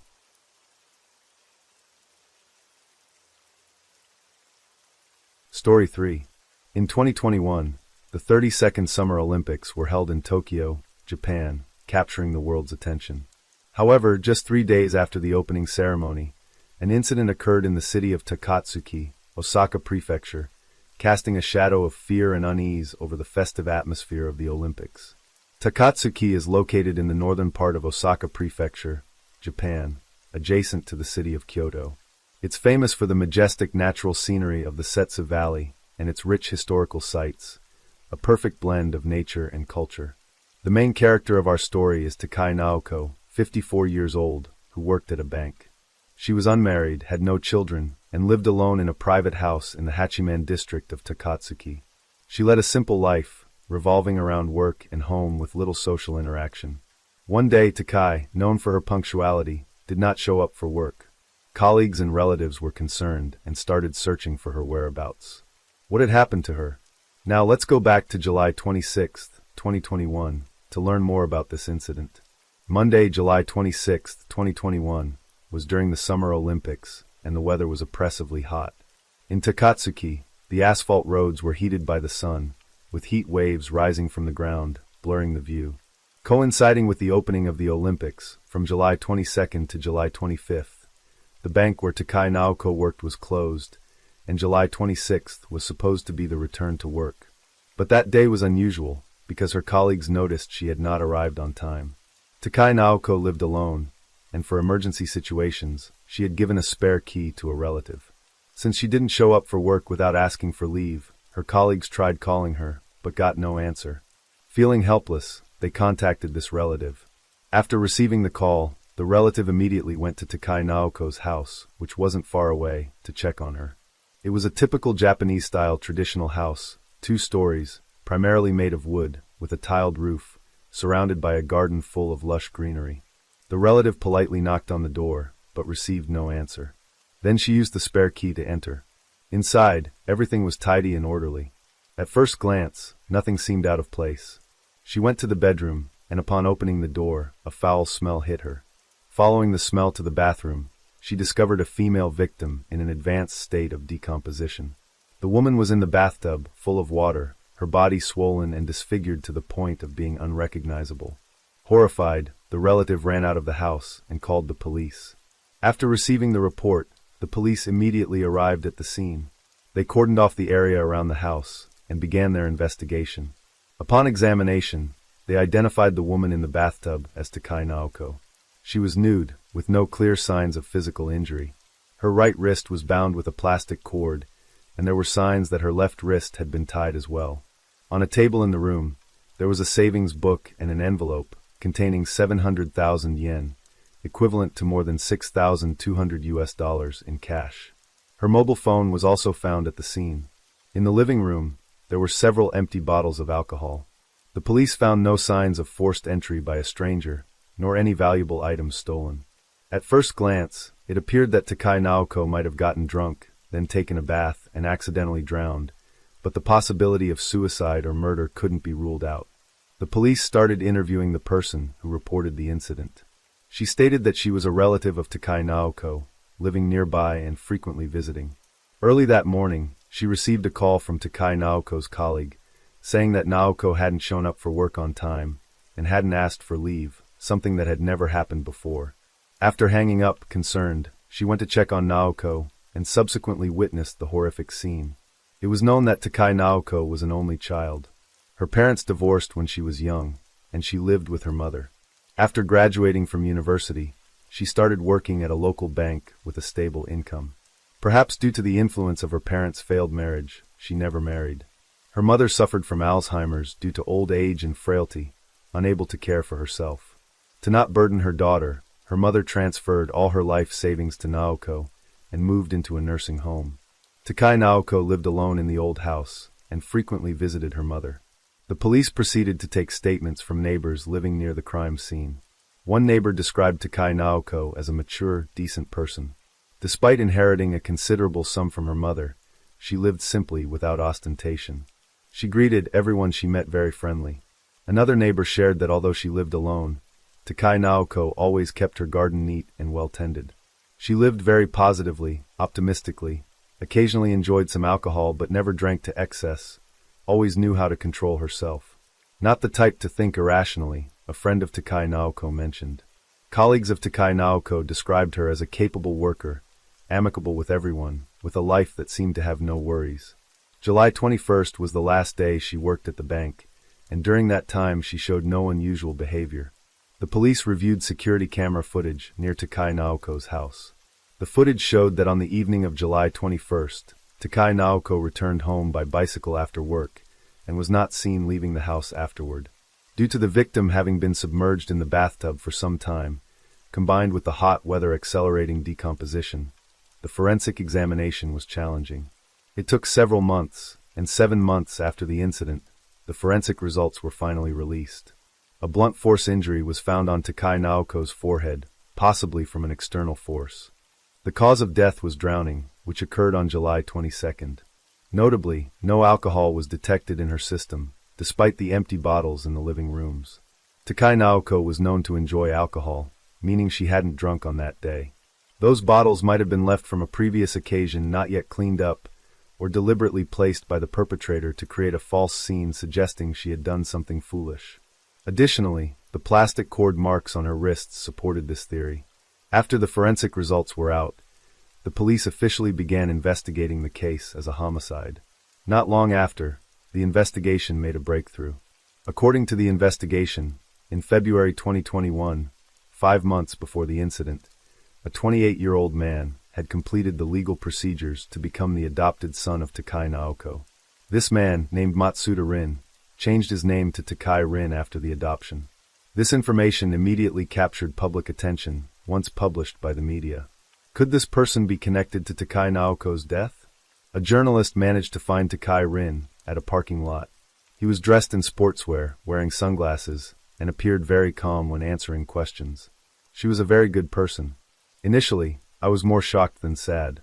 She was single, had no siblings. Yes, she was the one who proposed it, and I thought about it carefully. I saw no reason to refuse. As the legal adoptee, it was natural for Takai Rin to inherit his adoptive mother's estate. But his actions following the incident raised suspicions among the police. For instance, he seemed unconcerned about how his adoptive mother died, never proactively contacted the police to inquire about the case's progress, nor did he express any grief, appearing completely uninterested. So why did he suddenly agree to be adopted? The investigation revealed that Takai Naoko had 2 life insurance policies, with a total value of 150 million yen, equivalent to more than 1.3 million US dollars, and Takai Rin was the beneficiary of both. Takai Rin lived a lavish lifestyle, posting pictures of luxury clothes on social media, which his actual income wouldn't support. After Takai Naoko's death, he not only inherited her assets, but also received a huge sum from the insurance, making him the primary beneficiary. The police believed this was his motive for the crime. Takai Rin was born in 1993 in Yogo Prefecture and studied commerce at Kwansei Gakuen University. He loved sports and, with a height of 1.80 meters, was a former American football player before college, with expectations to advance further. A university classmate described Takai Rin as an excellent student, involved in many club activities, ambitious and goal-oriented. After graduating, he gradually lost contact with his friends. The last time his classmates saw him was a year ago, at his wedding to a beautiful wife. The police investigated Takai Rin's job. After graduation, through an acquaintance's introduction, he became a sales representative at a well-known foreign insurance company. Takai Naoko was one of his clients, having bought a life insurance policy worth 100 million yen, equivalent to about $880,000, with her mother in the nursing home as the beneficiary. However, not long after, Takai Rin faced numerous complaints from clients. Some reported that he had misrepresented insurance products, concealed his marital status, maintained ambiguous relationships with many single women to entice them into buying insurance, and even proposed to several of them. As the number of complaints grew, clients he had approached began canceling their policies, causing significant damage to the company. By March 2020, he was suspended from his job. 3 months later, Takai Rin switched to work for another insurance company. Takai Naoko, as a former client, under his persistent persuasion, purchased an additional life insurance policy worth 50 million yen, equivalent to about $440,000, with her mother in the nursing home still as the beneficiary. In February 2021, after officially becoming the adopted son of Takai Naoko, Takai Rin changed his surname. This action raised suspicions within his company. He explained to his colleagues that his parents had divorced, and his mother's maiden name was Takai, so he took her last name to cover up the matter. With his good looks and eloquent speech, Takai Rin quickly achieved good results at the new insurance company, earning recognition from his superiors and colleagues. According to a colleague's recollection, during his time working there, Takai Rin often brought up the topic of, "Does anyone know a hitman?" Each time he mentioned this, he was serious, not joking. Once, when a colleague jokingly said there were channels to contact professionals like that, Takai Rin showed immediate interest, rapidly asking how to get in touch with such a person, his tone full of eagerness. When the colleague clarified it was just a jest, he quickly showed disappointment. The police visited Takai Rin's parents, who were unaware of their son changing his surname. Moreover, they had never divorced, and neither of their original surnames was Takai. A friend of Takai Rin noted that since he started working, his personality had changed significantly. He liked to flaunt wealth in front of friends, giving off an air of superiority. However, his family was quite ordinary and not particularly wealthy. Yet suddenly, he seemed to have become rich. Police learned that after working at his new company for a while, someone had revealed his past complaints from the previous company. This incident attracted the attention of regulatory authorities, leading to his professional license being revoked, preventing him from working in the insurance field. In April 2021, Takai Rin was forced to leave his new job and switch to real estate. Although his income decreased, his spending did not. He maintained romantic relationships with multiple women, leading his wife to finally decide on divorce, as she could no longer tolerate it. After returning to single life, he spent nearly 30 million yen, equivalent to about $264,000, on a sports car, daily taking different women to luxurious places, generously shopping, spending millions of yen on jewelry each time. The police concluded that his excessive spending might have put him in financial distress, leading to criminal intent. They tried several times to talk to Takai Rin, but he always claimed ignorance, even saying he didn't know who the insurance beneficiary was. Why did it turn out like this? He only hoped the police would catch the perpetrator soon. However, his movements were quite suspicious. Takai Rin originally lived in an apartment in Akasaka, Minato Ward, Tokyo, but after the incident he began to move frequently. When the case came to light, a journalist coincidentally encountered Takai Rin on the streets of Kanagawa Prefecture and chased him for an interview. At the time, he was walking briskly while pushing a bicycle. Upon seeing the journalist, he seemed surprised and blurted out, when asked about his view on Takai Naoko's case. Takai Rin stated that at the time of the incident, he was at home cooking and shopping nearby, not going anywhere far, so he knew nothing. After that, he walked even faster, deliberately avoiding the camera. The investigation revealed that when processing the adoption, Takai Rin had falsified some documents, using others' names and seals without permission for the guarantor section. 1 year after the incident, the police arrested Takai Rin for forgery. The investigation showed that in May 2021, 3 months after becoming the adopted son, Takai Rin changed the beneficiary of the 50 million yen, equivalent to about $440,000, life insurance policy of Takai Naoko to himself. 1 day after Takai Naoko was murdered, he also changed the beneficiary of the 100 million yen, equivalent to about $880,000, life insurance policy to himself. It was clear he had a motive for the crime. However, when interrogated by the police, he remained silent. The investigation also linked Takai Rin to a credit card fraud case. Furthermore, after Takai Naoko's death, Takai Rin filed a petition with the court to terminate their adoptive relationship. According to legal provisions, even if Takai Rin terminated the relationship, he would still have the right to inherit Takai Naoko's estate if she passed away. His scheme was all too clear. The police once again reviewed numerous security camera footages around Takai Naoko's house before the incident. After careful examination, a suspicious man came into their focus. The footage showed that on the afternoon of July 22, 2021, a tall man wearing a newsboy cap was loitering near Takai Naoko's house. This man was wearing sunglasses and a mask, carrying a crossbody bag. A closer look revealed he was holding a roll of clear tape in his left hand and wearing white gloves on his right, his movements highly suspicious. Initially, the police couldn't identify this man, but 2 hours later, the same surveillance camera captured an image of him from behind, clearly showing the crossbody bag. This was the key that helped solve the case. The style and pattern of the bag matched exactly with one Takai Rin was wearing during an earlier interrogation, leading them to conclude that the man in the surveillance footage was indeed Takai Rin. The police continued to extract surveillance footage from the apartment where Takai Rin had lived before the crime. The images showed him wearing long fake hair, disguised as a woman, hurriedly leaving the apartment. By his build and gait, his identity was recognizable. He had disguised himself as a woman to commit the crime in Takatsuki, then changed back into men's clothing to establish an alibi. However, he hadn't anticipated that just one crossbody bag would expose his entire plot. When checking Takai Naoko's phone, the police found she had sent an email to Takai Rin on July 23rd, but the forensic examination indicated she had died on July 22nd, creating a time discrepancy. However, creating such an effect isn't difficult.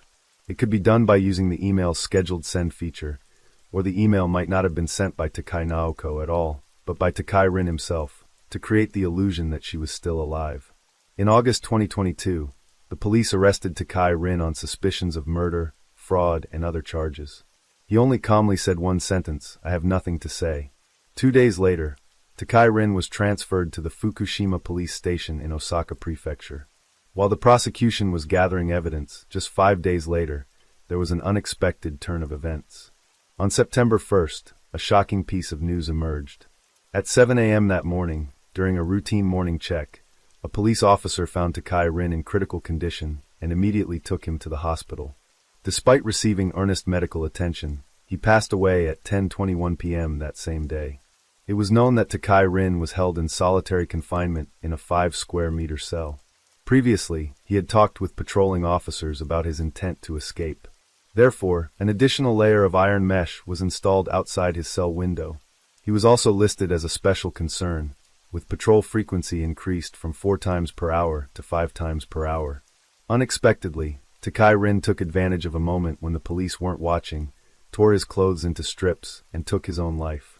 He left a letter for his family in which he wrote that while in detention, he had once written a letter with negative content to the after Takai Rin's death. The Osaka prosecutor's office immediately dropped the charges against him. The Osaka police expressed deep regret for not being able to clarify the truth and apologized to the victim's family. The officers involved were also disciplined. Takai Rin's death left many questions unanswered. For instance, why did Takai Naoko adopt him? Was it voluntary or coerced? What was the real relationship between them?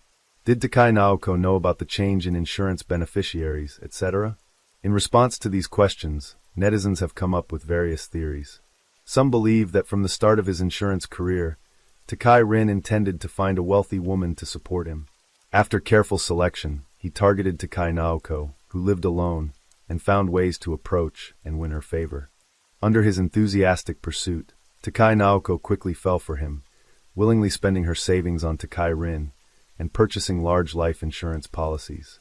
Then, Takai Rin convinced her by promising companionship and care in her old age to adopt him, and requested a change in the insurance beneficiaries. Takai Naoko agreed to change the beneficiary for the 50 million yen, equivalent to about 440,000 US dollars policy, but not for the 100 million yen, equivalent to about 880,000 US dollars policy. This frustration led Takai Rin to take desperate measures and end her life. However, these are just public speculations.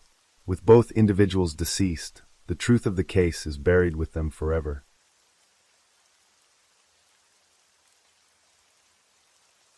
Story 4. The name Kim Tae-hyun once enraged the people of Korea because he disguised himself as a deliverman to sneak in and murder a family of 3, a mother and her 2 daughters. The reason behind the crime was simply because the victims ignored him and blocked him on social media. What's even more shocking is that after committing the murders, he sat drinking next to the 3 unfortunate victims for 3 days until the police arrived. Jung Do-yeon, born in 1996, lost her father when she was young and lived with her mother and older sister in the Lerwin district of Seoul. Currently, Jung Do-yeon works at a veterinary hospital. With her cute appearance and cheerful personality, she is loved by friends and colleagues. At 25 years old, like many other girls, she enjoyed going out, eating together, singing karaoke, and often shared beautiful moments of her life on social media. Besides, Jung Do-yeon also loved playing games, especially League of Legends. In November 2020, Jung Do-yeon met her boyfriend online, whose real name was Kim Tae-hyun. Kim Tae-hyun was born in Busan, the same age as Jung Do-yeon, and came from a family of 4. He was the eldest son in a household where his parents frequently argued. Not long after his younger sibling was born, his parents divorced. After that, Kim Tae-hyun moved with his family to Gangnam, Seoul, a significant business area with many high-end shops and luxury services. His family wasn't wealthy, living in a relatively cheap basement apartment. He graduated from high school in Korea, but did not pursue higher education. Kim Tae-hyun loved playing online games and earned extra income by working at internet cafes. At the age of 20, he served in the military. After being discharged, he didn't have a permanent job. He once worked at a restaurant but quit after just 1 day, finding the work too hard. He spent his days at internet cafes playing games. In November 2020, Kim Tae-hyun met Jung Do-yeon in League of Legends. They played several matches together, coordinating well. They became friends and started communicating more. Kim Tae-hyun began to develop feelings for Jung Do-yeon, often waiting for her online to play together. After getting to know each other for a while, they found out they both lived in Seoul, so they exchanged contact information and began talking outside of the game. 2 months after meeting, Kim Tae-hyun invited Jung Do-yeon to meet in person at an internet cafe. Their first impression of each other was quite good. In mid-January, Kim Tae-hyun invited Jung Do-yeon out again, but this time she didn't come alone. She brought 2 friends, 1 male and 1 female, which made Kim Tae-hyun unhappy. Throughout the meeting, he was sullen and didn't talk to anyone, creating an awkward atmosphere. Jung Do-yeon couldn't take it anymore. She tried to lighten the mood, but to no avail. Kim Tae-hyun remained angry, even arguing with the male friend. After returning home, Jung Do-yeon felt very annoyed and told Kim Tae-hyun they shouldn't contact each other anymore. She then blocked him. Jung Do-yeon couldn't imagine that meeting this person would be the greatest tragedy of her life. At 8 p.m. on Thursday, March 25, 2021, a friend of Jung Do-yeon called the police, saying Jung Do-yeon had been missing for several days and was unreachable. On March 23rd, Jung Do-yeon had made plans to meet some friends, but didn't show up, which was strange because she was quite reliable and had never canceled plans before. After a few days, they tried to contact Jung Do-yeon, but got no response to their calls, and she didn't go to work. Worried, some friends went to her apartment building. They found her door locked with several uncollected packages outside. They then spoke to the building manager and got the contact information for Jung Do-yeon's mother and sister, but oddly, neither answered their phones. One friend recalled that in a previous phone conversation with Jung Do-yeon, just before hanging up, she had said to someone beside her, "Why are you here?" and then immediately ended the call. Feeling something was wrong, they quickly called the police. The police, upon receiving the report, traced the phones of Jung Do-yeon, her mother, and her sister to find they were all in the same apartment building. The police arrived at 8:20 p.m., and after breaking into Young Do-yeon's apartment, they witnessed a horrific scene. Young Do-yeon, her mother, and her sister were lying on the floor with various wounds and were already dead. At the scene, besides the three deceased, the police found a man on the floor with a knife in his chest, still bleeding but fortunately showing signs of life. He was immediately rushed to the hospital. After investigation, they realized this man was other than Kim Tae-hyun, Young Do-yeon's gaming friend. After recovering, Kim Tae-hyun confessed to the murders of Young Do-yeon's entire family. Kim Tae-hyun discovered Young Do-yeon's address by retrieving delivery information from pictures she posted on social media. He then stalked her several times and visited her home. His feelings for Young Do-yeon were entirely one-sided. She had no intention of dating him. After learning he was blocked, Kim Tae-hyun became furious and decided to seek revenge. He called and texted Young Do-yeon, trying to buy expensive gifts, and demanded to meet her, but all were rejected. Kim Tae-hyun even used unknown numbers to call her. He often loitered around the veterinary hospital where Young Do-yeon worked. She had to change her route home from work to avoid his harassment. But one day, while Young Do-yeon was singing karaoke with friends, her mother called unexpectedly, saying a strange man was ringing the doorbell, claiming to be Young Do-yeon's boyfriend. Hearing this, Young Do-yeon urgently told her mother not to open the door. Afterwards, she told her friends she didn't know how Kim Tae-hyun had found her address. During this time, Kim Tae-hyun frequently lurked near the veterinary hospital, making Young Do-yeon afraid to go out alone. Whenever she wanted to go somewhere, she had to ask friends to accompany her. Ultimately, she even had to change her phone number. On the day of the crime, Kim Tae-hyun, dressed in black and carrying a white bag, appeared in the neighborhood where Young Do-yeon lived. Inside the bag were clothes, blue tape, gloves, and other tools for committing the crime. Kim Tae-hyun knew the area like the back of his hand, because he had stalked Young Do-yeon multiple times before, and had been there. In his free time, Kim Tae-hyun often lingered around the area. An elderly man, suspicious, asked him what he was doing there, and Kim Tae-hyun replied that he was waiting for his girlfriend. Security camera footage captured him at 5:13 p.m. arriving at an internet cafe, where Young Do-yeon frequently went to check if she was there that day. At 5:25 p.m., Kim Tae-hyun went to a nearby convenience store to buy a bottle of water, a pack of cigarettes, a lighter, and casually took a knife without paying. By 5:40 p.m., he was back in Young Do-yeon's neighborhood. He entered the apartment building, telling the manager he was a deliverman, then headed straight to the floor where Young Do-yeon lived. Kim Tae-hyun knocked on the door, claiming he had a delivery. A woman's voice from inside asked him to leave the item outside. Kim Tae-hyun left the package outside the door, pretending to leave, but actually waited silently. At that moment, only Young Do-yeon's sister was in the apartment. Initially, she didn't dare to open the door, so she texted her mother and sister to ask if they had ordered anything online. But not waiting for a reply, she went out to get the package. When she opened the door and bent down to pick it up, Kim Tae-hyun rushed in, blocking the door with his foot. He realized the woman wasn't Young Do-yeon, but her sister. In panic, he pushed her back inside and closed the door. He then pulled out a knife and attacked her, leading to her immediate death. He dragged her onto the bed and covered her with a blanket. Instead of leaving, Kim Tae-hyun ransacked the house, stealing money, and hid in another room. At 10:30 p.m., the sound of a key in the lock announced the arrival of Young Do-yeon's mother. Not paying attention, she was attacked from behind by Kim Tae-hyun, resulting in her death on the spot. An hour later, Young Do-yeon returned home from work. Upon opening the door, she saw her mother lying motionless on the floor and her sister on the bed. Seeing this, Young Do-yeon collapsed on the floor, holding her mother's body and screaming. Kim Tae-hyun then grabbed Young Do-yeon from behind, attacking her with the knife. Not long after, Young Do-yeon also passed away. After murdering the entire family, Kim Tae-hyun didn't leave, but instead cut his wrists several times in an attempt to commit suicide. Due to heavy blood loss, he passed out. When he woke up, he sought beer and milk to drink, then harmed himself again with the knife. Fortunately for him, these actions didn't damage vital organs. He changed out of his blood-stained clothes into another set he had prepared. Shockingly, after trying to kill himself, Kim Tae-hyun lay next to Young Do-yeon, unlocking her phone. He first removed himself from her friends list, then blocked some of her friends.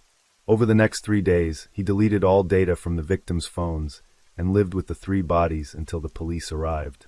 He consumed all the food in the house until his arrest.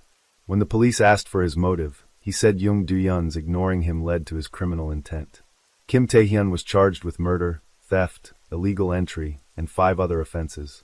Days later, when the police checked the room where he lived, they found a broken wardrobe, disorganized belongings, and trash all over the floor. They also found personal documents and a resume Kim Tae-hyun had thrown away, with his family having moved out after his arrest. Kim Tae-hyun's brutal actions caused a wave of outrage in South Korea, with over 250,000 people demanding the government reveal his personal information and prosecute him harshly. 2 weeks after the incident, Kim Tae-hyun made his first television appearance. A reporter asked, "Can you take off your mask?" Kim Tae-hyun, without answering, quickly removed his mask. He maintained a calm demeanor, showing no fear or remorse. When questioned about his motives and details of the crime, he remained silent. His behavior was indicative of antisocial personality disorder. By pretending to be a deliverman to commit his crimes, he instilled fear in people. His actions also served as a warning, urging people to be more cautious about personal information on deliveries. According to the investigation, Jung Do-hyun wasn't the first person Kim Tae-hyun harassed. Before meeting Jung Do-hyun, he met a friend named Lee Eun-ho through gaming. From the start, Kim Tae-hyun showed excessive interest, willing to spend money on Lee Eun-ho, even buying him a phone. He would wait to pick Lee Eun-ho up after his tutoring. Unable to handle it, Lee Eun-ho tried to distance himself by rejecting Kim Tae-hyun. But the next day, Kim Tae-hyun found Lee Eun-ho at an internet cafe, and in anger, he pushed him into the bathroom, hitting him on the head and threatening him. Later, feeling regret, Kim Tae-hyun tried to salvage the relationship by sending self-harm pictures to Lee Eun-ho, but he was blocked. Somehow, Kim Tae-hyun managed to log into Lee Eun-ho's social media account and sent offensive messages to his friends. Kim Tae-hyun's extreme personality was evident from childhood. He was introverted and had a history of animal cruelty. His high school classmates described him as playing alone, but sometimes exploding in anger, looking terrifying. He enjoyed gaming and was quite skilled. Once, while playing with friends, he suddenly became furious as if ready to fight, and everyone said he had a bad temper. Before entering the military, the owner of the internet cafe, where he worked part-time, said he appreciated Kim Tae-hyun for his innocence and kindness. After his discharge, Kim Tae-hyun visited the cafe owner, who, knowing he hadn't found a suitable job, kindly allowed him to work part-time and eat for free while using the computers without charge. However, after some time, the owner noticed money was disappearing from the cafe. Checking the cameras, he found Kim Tae-hyun repeatedly stealing, amounting to hundreds of thousands of won. Although angry, he thought Kim Tae-hyun was young, and making mistakes was normal. Worried that reporting him would result in a criminal record affecting his future, he decided not to pursue it and fired him. He also suspected Kim Tae-hyun's low intellect when he couldn't perform simple calculations. Additionally, while working at the cafe, he saw Kim Tae-hyun punch the wall until he bled, doing so once or twice a month. In addition to theft and extremism, Kim Tae-hyun had another side as a sexual offender. After completing his military service, he was fined 2 million won, over $1,400, for installing hidden cameras in the women's bathroom. He was then fined another 2 million won for sending his own moaning sounds to an underage high school girl. Most people around him were unaware of his perverse criminal history. After his arrest, the police examined Kim Tae-hyun's phone and discovered he had frequently accessed pornographic websites. Additionally, in 2015, when he was 18, he was fined 300,000 won, over $200, for publicly insulting someone. On June 1, 2021, this case went to trial at the Seoul Central District Court, capturing the attention of the entire Korean public. During the trial, Kim Tae-hyun claimed he had no intention of killing the victim's sister and mother, asserting their deaths were accidents. However, evidence showed that after murdering Jung Do-hyun's sister, he used her phone to send messages to her mother, actions that clearly contradicted his statement. For months later, the Seoul Central District Court convicted Kim Tae-hyun of 5 charges and sentenced him to life imprisonment without the possibility of parole. He did not accept the sentence and appealed, but after 6 months, the court rejected the appeal and upheld the sentence. In court, the victim's family argued that Kim Tae-hyun should be sentenced to death.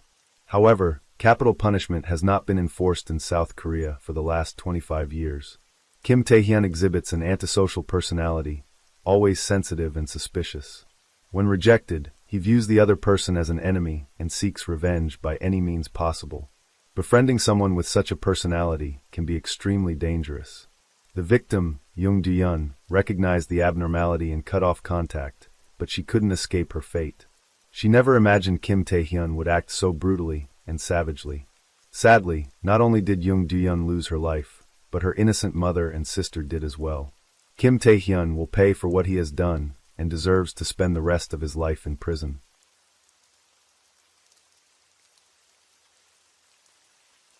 Story 5.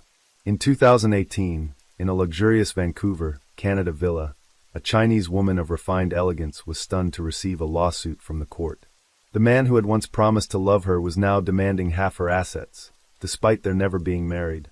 This man, who had entered her life with care and affection, had become the plaintiff in the most expensive legal battle of her life. The house she had painstakingly bought before meeting him, the investments she had accumulated over years, now risked being split in half, all because of 2 years of dating. The situation grew even more alarming when every document proved to be perfectly legal. There was no fraud, no legal violation, just a meticulously crafted trap. So, whose side would Canadian law take? Was this man merely an opportunist exploiting a loophole, or was this a premeditated love project designed from the start? Now, let's dive deeper into the mysteries behind this story. This case was shared by an editor who once worked at a Chinese-language newspaper in Vancouver. As someone who frequently answered calls and met with readers, he had plenty of strange events. But this incident left him and his colleagues truly eye-opened. To protect the privacy of the central figure, we'll refer to her as Ms. A. In late 2018, Ms. A approached the newspaper for help. She looked haggard but maintained a defiant air, her voice sharp with anger as she asked, "I just want to know, can I sue him in this situation?" So, who did Ms. A want to sue? It turned out Ms. A was a quintessential Chinese by Fu Mei, a beautiful, wealthy, and elegant woman. In her late 30s, her beauty and figure still radiant, she was divorced. Her ex-husband, a wealthy businessman, had long been surrounded by younger women. Eventually, Ms. A was pushed out. As the saying goes, the magpie took the starling's nest. Someone else had taken her place, claiming the retirement ticket she was meant to enjoy. Still, her ex-husband wasn't entirely heartless. He left her a fortune sufficient for a lifetime of luxury. After the divorce, Ms. A and her daughter moved to Vancouver, Canada, settling into a villa in an upscale neighborhood dubbed a paradise for wealthy Chinese. How lavish was this area? Once, a thief scaled a wall into a villa, using the gardener's ladder to sneak inside.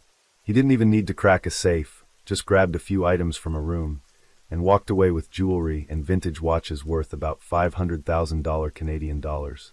Approximately $350,000 US dollars in 2018.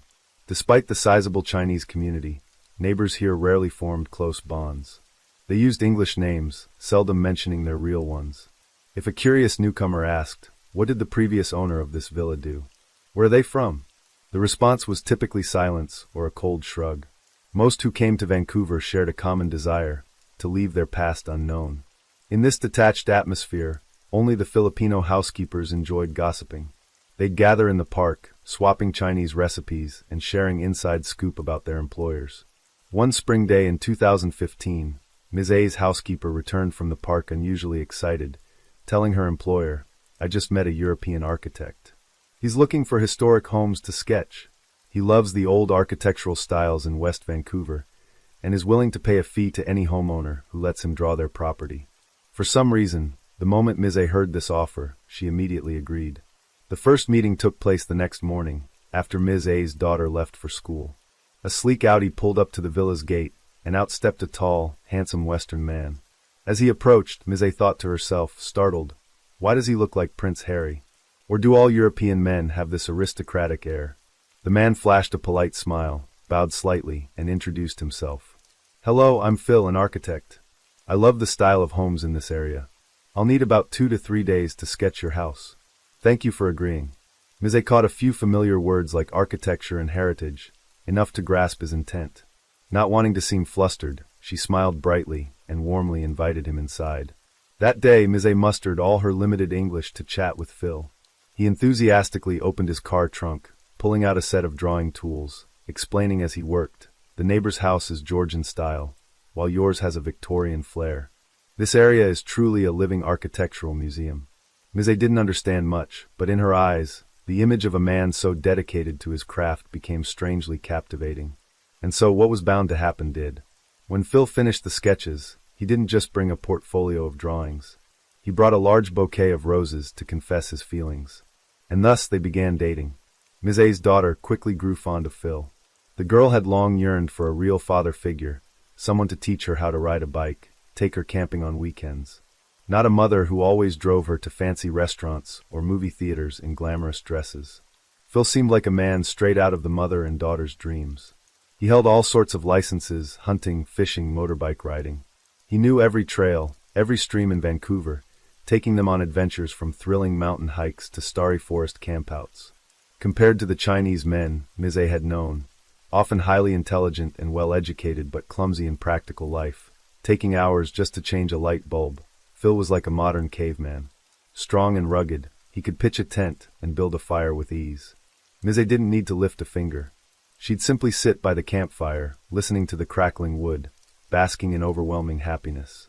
Yet, at times, Ms. A felt a lack of deep connection due to their differing tastes in music or movies.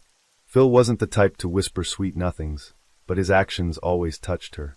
Once, he rented a wood floor cleaner and polished her house to a shine, a job gardening companies had quoted exorbitant prices for. Another afternoon, he used chemicals to scrub the moss-covered driveway, a task Ms. A had long dreaded. To her back then, love didn't need to be the stuff of romance novels. A man willing to care for her, her daughter, and her home. That was enough. One day, Phil candidly told her, "I work for a design firm downtown. I'm currently renting an apartment nearby, but my lease is about to expire. I'm looking for a new place to stay." Hearing this, Ms. A thought to herself, why do Westerners always prefer renting? They could save up to buy, yet they choose to live under someone else's roof. It's baffling. But as Phil shared more about his situation, for reasons she couldn't quite explain, she blurted out, "My house is spacious. Why don't you move in for a while? We can see if we're a good fit." What seemed like a casual suggestion was met with an immediate nod from Phil. And just like that, he moved in, bringing little with him, but breathing new life into the once cold villa of Ms. A and her daughter. Soon after, Phil seamlessly blended into Ms. A's life, becoming an indispensable part of her social gatherings. At every event, his friendliness and humor made him the center of attention. But what made Ms. A's friends green with envy was a small gesture. Whenever she reached for her wallet to pay, Phil would beat her to it, swiftly grabbing the bill, paying with his card, and carefully pocketing the receipt. Her friends remarked, "At least when it comes to spending, Phil isn't the typical Western split-everything type. Compared to your stingy ex-husband, who even when about to inherit a fortune, dragged his wife to a law office to sign a no-claim-to-assets agreement, Phil is incredibly generous." Indeed, despite his modest salary, Phil never pried into Ms. A's ex-husband, her wealth, or her income sources. From the moment he moved in, he quietly shared the financial burden. Each month, Phil used e-transfer, a popular payment method in Canada, to cover expenses with meticulous care, attaching clear notes like 1,500 Canadian dollars for your daughter's school fees, 500 Canadian dollars for groceries, 1,800 Canadian dollars for gutter cleaning, 2,500 Canadian dollars for clothes for you and your daughter. In total, Phil willingly contributed around 3,000 to 4,000 Canadian dollars monthly to Ms. A's family, without ever needing a reminder. Ms. A and her friends agreed, love isn't measured by money, but if a man isn't willing to share materially, his sincerity is questionable. Phil proved his love through actions, not words. Though his contributions were modest compared to Ms. A's spending, what mattered was that he gave most of his limited income to her and her daughter. That spoke volumes.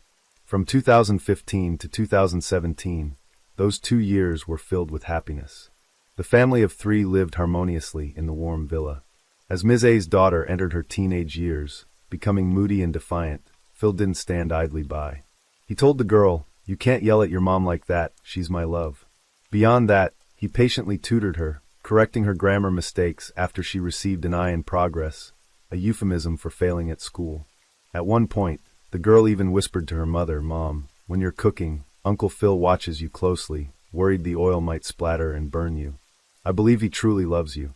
Moreover, tax season had always been a headache for Ms. A, with her chaotic pile of receipts requiring an accountant. But with Phil, everything changed. He organized every document, filled out forms precisely, and when the tax agency's results came back, Ms. A couldn't believe her eyes, exclaiming, "My goodness, your calculations match theirs exactly." Phil simply shrugged, explaining calmly, "Westerners are taught about taxes and financial management from a young age. Many Chinese people, rich or poor, often struggle with this system." Phil also knew the villa inside out, more so than Ms. A, despite her years living there. While she didn't even know where the main water valve was, he handled everything, from plumbing repairs to garden care. Before, despite alarms and a housekeeper, Ms. A always felt uneasy because the villa's glass doors lacked bars, leaving her without a sense of complete safety. But since Phil moved in, that insecurity vanished. Her friends couldn't help but gush, "Phil is so capable and well-educated. You're so lucky, why not marry him and have another child?" Those playful comments melted Ms. A's heart, especially when she recalled meeting Phil's friends, successful, stable people who welcomed her with respect and warmth. During those gatherings, despite her basic English, one word always stood out. Mrs. Phil's friends called her that. Perhaps they had long seen her as his legal wife. That recognition fueled her dreams of a vibrant future with her boyfriend. Everything felt like a dream until a fateful day. That day, Ms. A and Phil attended a party. One of Phil's friends arrived with an elegant Chinese woman, dressed in traditional attire, exuding wealth and refinement. With one glance, Ms. A instantly recognized her kind, a woman from the same social class, with a similar background and circumstances. This detail might seem ordinary at first, but upon reflection, it sends chills down the spine. If you haven't noticed anything amiss yet, keep it in mind. By the end of the story, everything will become clear. In their 2 years together, Phil transformed Ms. A's life. Once confined to her home, coffee dates, or shopping trips, she now hunted, kayaked, and strolled beneath cherry blossoms. Together, they savored picture-perfect moments. But then one day, Phil abruptly announced, "I've been laid off by the architecture firm. I'm going back to Spain to start my own business." At first, Ms. A was secretly relieved, thinking, his salary wasn't much anyway. Starting a business in his home country might be better. But that relief quickly vanished. Phil left with a chilling coldness. He returned his leased Audi, packed his things with just a few words, and showed no hesitation.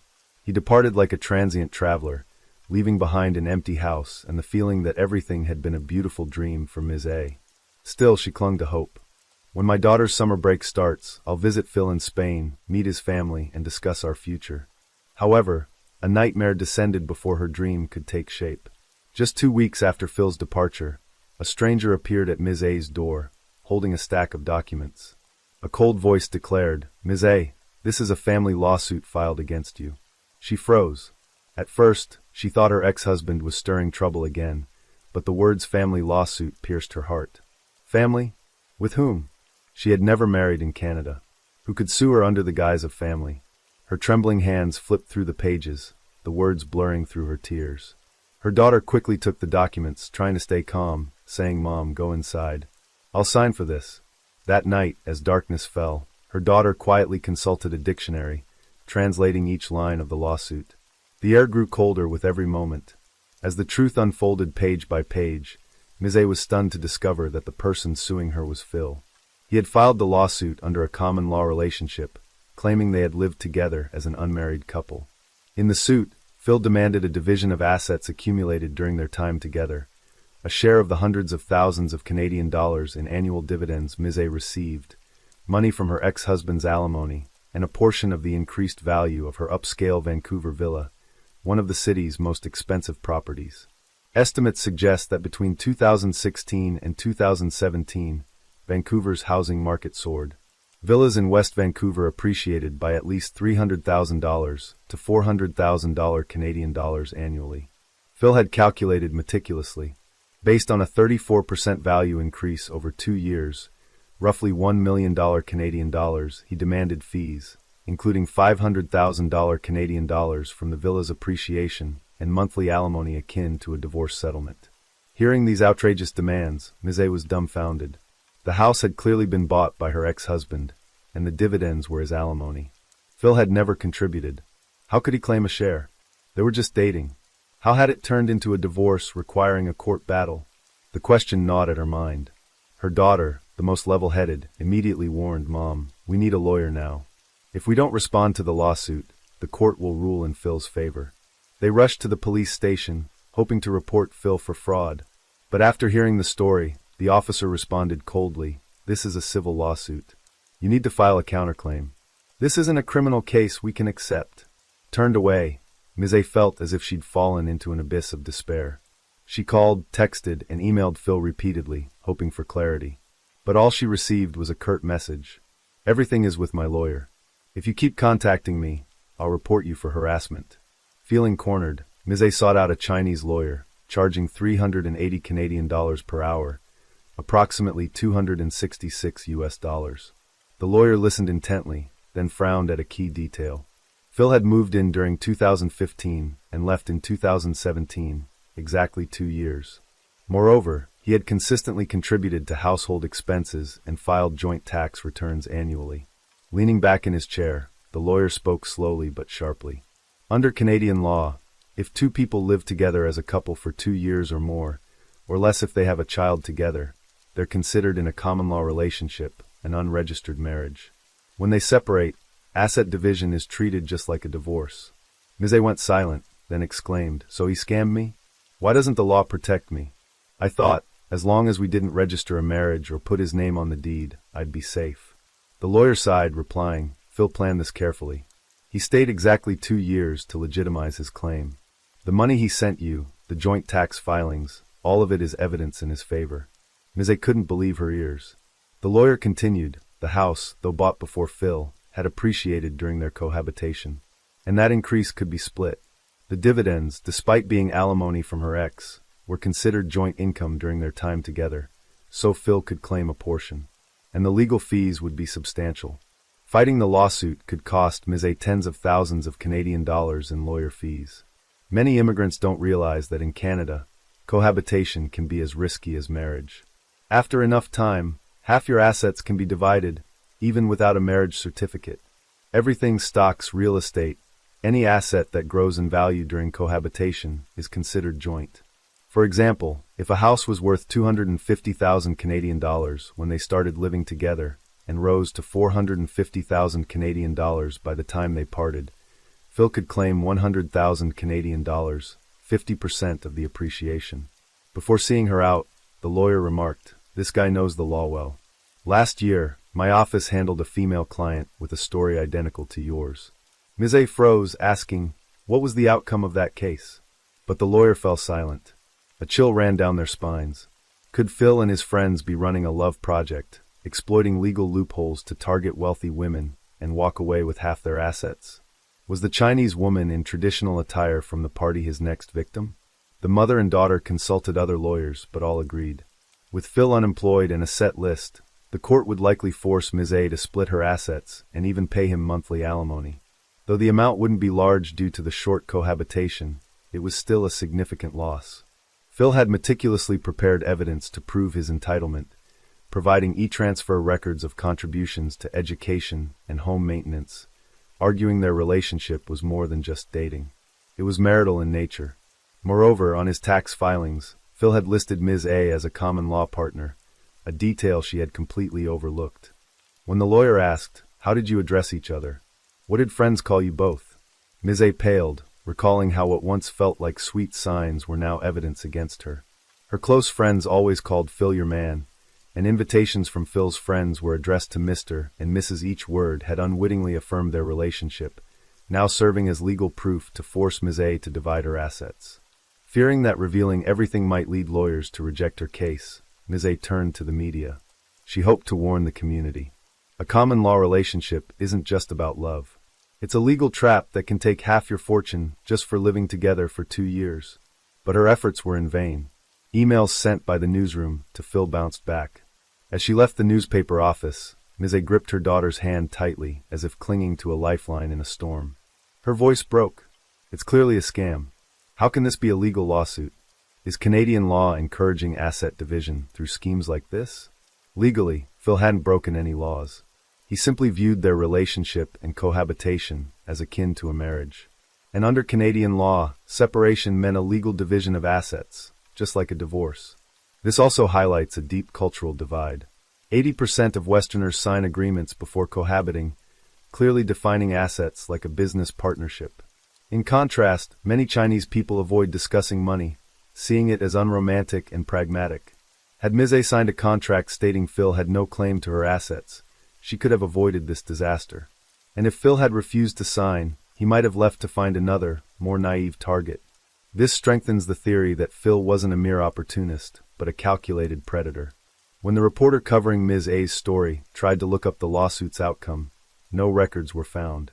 Likely Ms. A settled, agreeing to share a portion of her assets to avoid a prolonged battle. A trial could cost 6,000 Canadian dollars per day, approximately 4,200 US dollars, not including lawyer fees. Phil may have deliberately dragged out the process, forcing Ms. A into financial exhaustion until she accepted his terms. A costly lesson emerges from this case. If love seems too perfect, it might hide risks. Phil's generosity and care may have been tools to access Ms. A's wealth. The law can't protect the naive. Though Phil exploited a legal loophole, Ms. A couldn't fight back due to her lack of knowledge about Canada's legal system. This story is a wake-up call. Love requires sincerity, but not at the expense of reason. Don't shy away from discussing finances, or even drafting agreements if needed. Set clear boundaries instead of letting blind romance lead you into a trap set by someone like Phil. Cunning, calculated, and always one step ahead.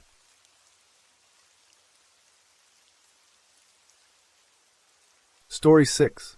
Now we will dive into a story full of mystery and drama surrounding Kat Torres, a former model who once stirred up rumors of a romantic involvement with actor Leonardo DiCaprio. Born in the slums of Belém, Brazil, Kat rose above her circumstances to step into the glamorous world of fashion in New York. At first glance, her life seems like a modern fairy tale, full of inspiration. But behind the dazzling spotlight lies a dark, hidden empire. Here, Kat is said to have been at the helm, exploiting the innocence of numerous young girls for acts of fraud and illegal prostitution. So what really happened? How could a girl from the slums become the center of such a shocking case? Let's unravel the secrets of this story, filled with deceit and scheming.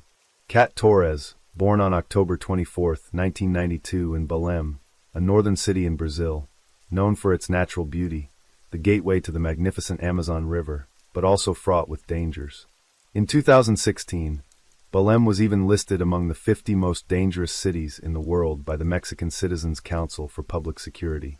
For Kat, witnessing violence every day had become all too familiar. Yet, what hurt her the most was the insecurity right within her own home.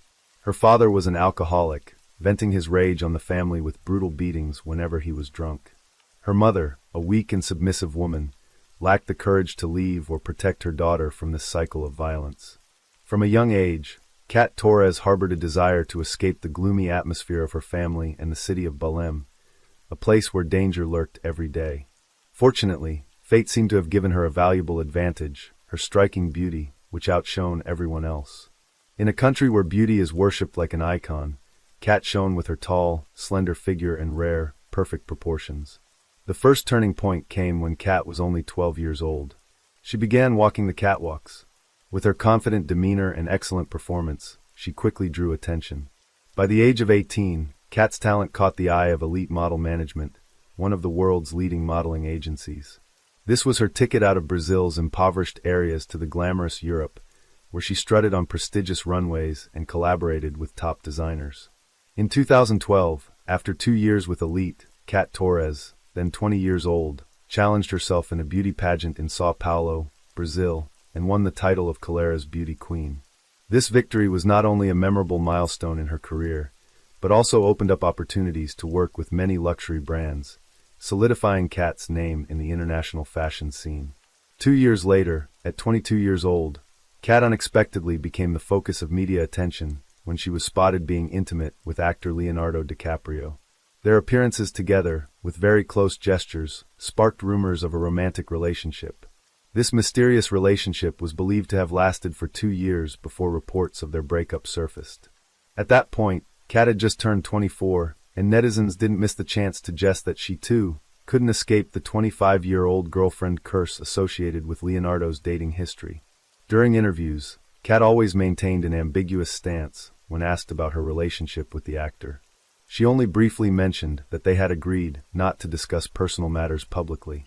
This vagueness further convinced fans that the dating rumors had some truth to them. The media attention brought Kat numerous new opportunities, from advertising contracts to exclusive interviews. However, everything took an unexpected turn when a member of Leonardo's team disclosed to Mail Online that no romantic relationship had ever existed between them. According to this person, the entire story was spun by Kat herself. Under public pressure, Kat was forced to retract her previous statements. Yet this bold move made her name even more prominent, not just in the fashion industry, but also on social media. At 24 years old, she had completely overcome her impoverished past, built a solid career, and officially settled in the glamorous city of New York. In 2014, Kat created an Instagram account, initially just to promote her modeling career. Her posts featuring her alluring body, luxurious lifestyle, and parties with celebrities quickly attracted a large following. However, not long after, Kat realized that her fans were not only captivated by her seductive appearance, but also longed to live in her world of glamour and power. Recognizing this, Kat began sharing inspirational quotes and life advice, as if she had achieved success through these philosophies. She thus became a famous influencer in life coaching, healthcare, and spiritual healing practices like meditation and hypnosis. However, from these actions, Kat inadvertently led herself down a path filled with mistakes. From a bright star on the catwalk, she gradually transformed into an internationally wanted criminal. Was Kat Torres' career as a model and influencer enough to sustain the lavish lifestyle she was always boasting about? The answer seems not to be that straightforward. To understand more, we need to talk about another key figure in Kat's life, Luther Tursky, her close friend and former roommate in a luxurious New York apartment. Luther was not just a friend, he was also the first to realize that Kat's glittering social media image was merely a facade, a tale of deceit. According to Luther, Kat was actually being kept by a wealthy Russian oligarch. Kat never revealed the identity of this man, referring to him only as Mr. A double quote. Known to be rich and mysterious, this Mr. A was also a friend of President Putin, generously covering all of Kat's living expenses, including her high-end apartment rent. Luther even witnessed Kat receiving a package full of cash. Kat didn't just enjoy the privileges her beauty brought, she was also adept at convincing her Instagram followers that her success was due to a healthy diet and regular meditation. However, those glamorous days didn't last long when Kat's life was suddenly turned upside down by a severe illness. In 2015, Kat contracted necrotizing fasciitis, also known as flesh-eating disease. This condition causes the infected skin to turn red or purple, and in severe cases, the skin necrotizes as if bacteria were eating the body. To stop the spread of the disease, Kat had to undergo surgery to remove her breasts. After the surgery, Mr. A disappeared without a trace, leaving Kat in a state of severe psychological distress. It was at this moment that Kat turned to a mysterious ritual called ayahuasca, a popular trend in the U.S., believed to heal deep psychological wounds. This ritual requires participants to use hallucinogenic herbs, with the belief that these trips would help them connect more profoundly with the divine. Luther, Kat's close friend, believed this was the most significant turning point in her life. From this moment, Kat embarked on a journey that was both enchanting and insane. Previously, Kat primarily modeled for lingerie brands, but after losing her breasts, those contracts gradually vanished. Now she had to rely on creating content on Instagram to make a living. However, maintaining and running an account with a massive following was anything but simple. Behind the success of the Instagram account Cutteresque, there was a very important figure, Colburn Bell. Kat and Bell first met during an ayahuasca ceremony, and from that meeting, Bell was captivated by Kat. Soon after, he became the manager of all content production, editing and posting for Kat, helping her maintain her allure and develop her image on social media. Together, they agreed to model the account's development after Tony Robbins, one of America's top motivational speakers. Tony Robbins is known for his dynamic, energetic speaking style, encouraging people to overcome challenges to achieve their goals. To turn Kat into a compelling and persuasive figure like Tony Robbins, she and Bell studied his famous speeches relentlessly. They even returned to Brazil to learn how local pastors preach in churches. From what happened afterward, it's clear that Kat had absorbed many valuable lessons from the figures she had studied. With Bell's support, Kat's career achieved remarkable success, opening a new, dramatic chapter in her life. In 2017, Kat's Instagram account officially hit the 1 million follower mark, turning her into a social media phenomenon. In the same year, she and Belle unexpectedly tied the knot in a whirlwind wedding, much to the public's surprise. Not stopping there, Kat also released her autobiography, titled The Voice, recounting her extraordinary journey from a poor girl in Brazil's slums to strutting confidently on international fashion runways. In her autobiography, Kat claimed that all her success stemmed from a mysterious voice in her mind, an entity she claimed to have communicated with since childhood. According to her account, this voice not only guided every major decision in her life, but also played a role in transforming her from an unknown girl to a professional model and a renowned influencer. Notably, Kat boldly asserted that all her fans' questions could be answered through this supernatural entity. These audacious claims drew comparisons to prophets or fortune tellers, who often claimed to communicate with divine entities and relay messages from the unseen world. When combined with her dramatic journey from poverty in Brazil to becoming an international fashion icon, Kat's story became a focal point, fueling the belief that she was truly guided by mysterious forces. The book, The Voice, quickly became a phenomenon in the U.S., bringing resounding success to Kat. She held numerous book signings and speaking events across the country, attracting thousands of attendees. The success of her autobiography brought in significant revenue, making Kat and Belle realize that there were many people eager to achieve success and willing to pay large sums to learn from her experience. Seizing the opportunity, Kat expanded her personal brand by offering online courses and consulting services. These programs were marketed with an enticing promise to help participants achieve any goals they dreamed of. However, to touch this success formula, participants had to pay a not-so-cheap tuition. Initially, the content of Kat's courses was merely generic cliched advice like to succeed, you must start acting, or persistence is the key to success. However, these vague slogans soon lost the learners' patience. Recognizing the threat of boredom to their business, Kat and Belle quickly adjusted their strategy, shifting to personalized coaching sessions. But along with this personalization came a price that shocked many.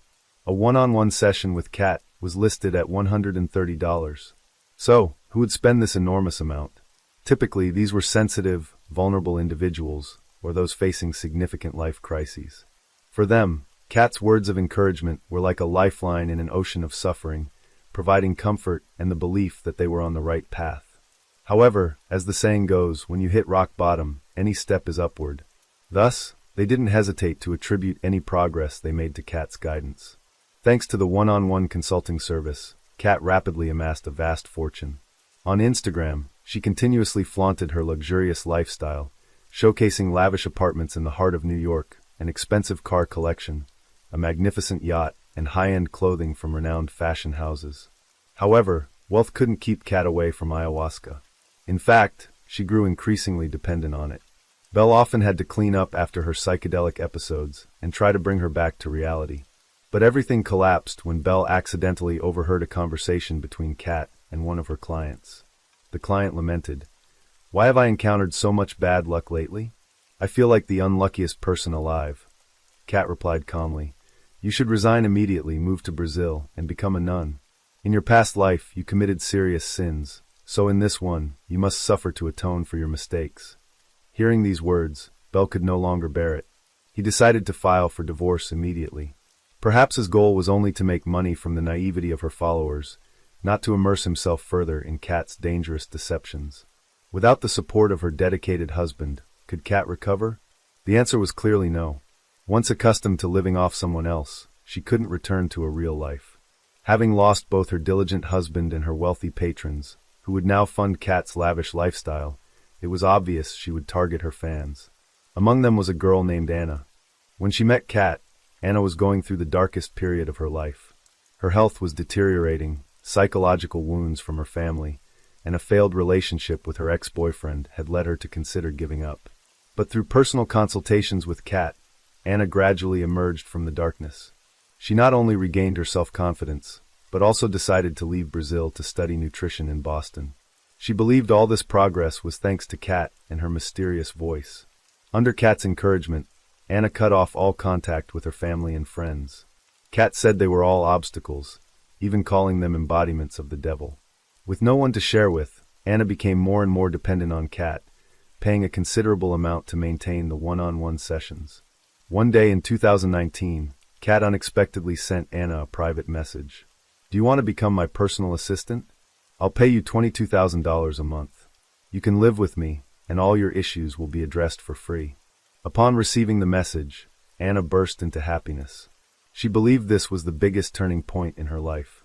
Without hesitation, Anna immediately switched her studies in Boston to online and flew to New York. However, when the door of Kat's apartment opened, all of Anna's expectations immediately vanished. Instead of the luxurious space flaunted on Instagram, Anna was overwhelmed by a pungent stench.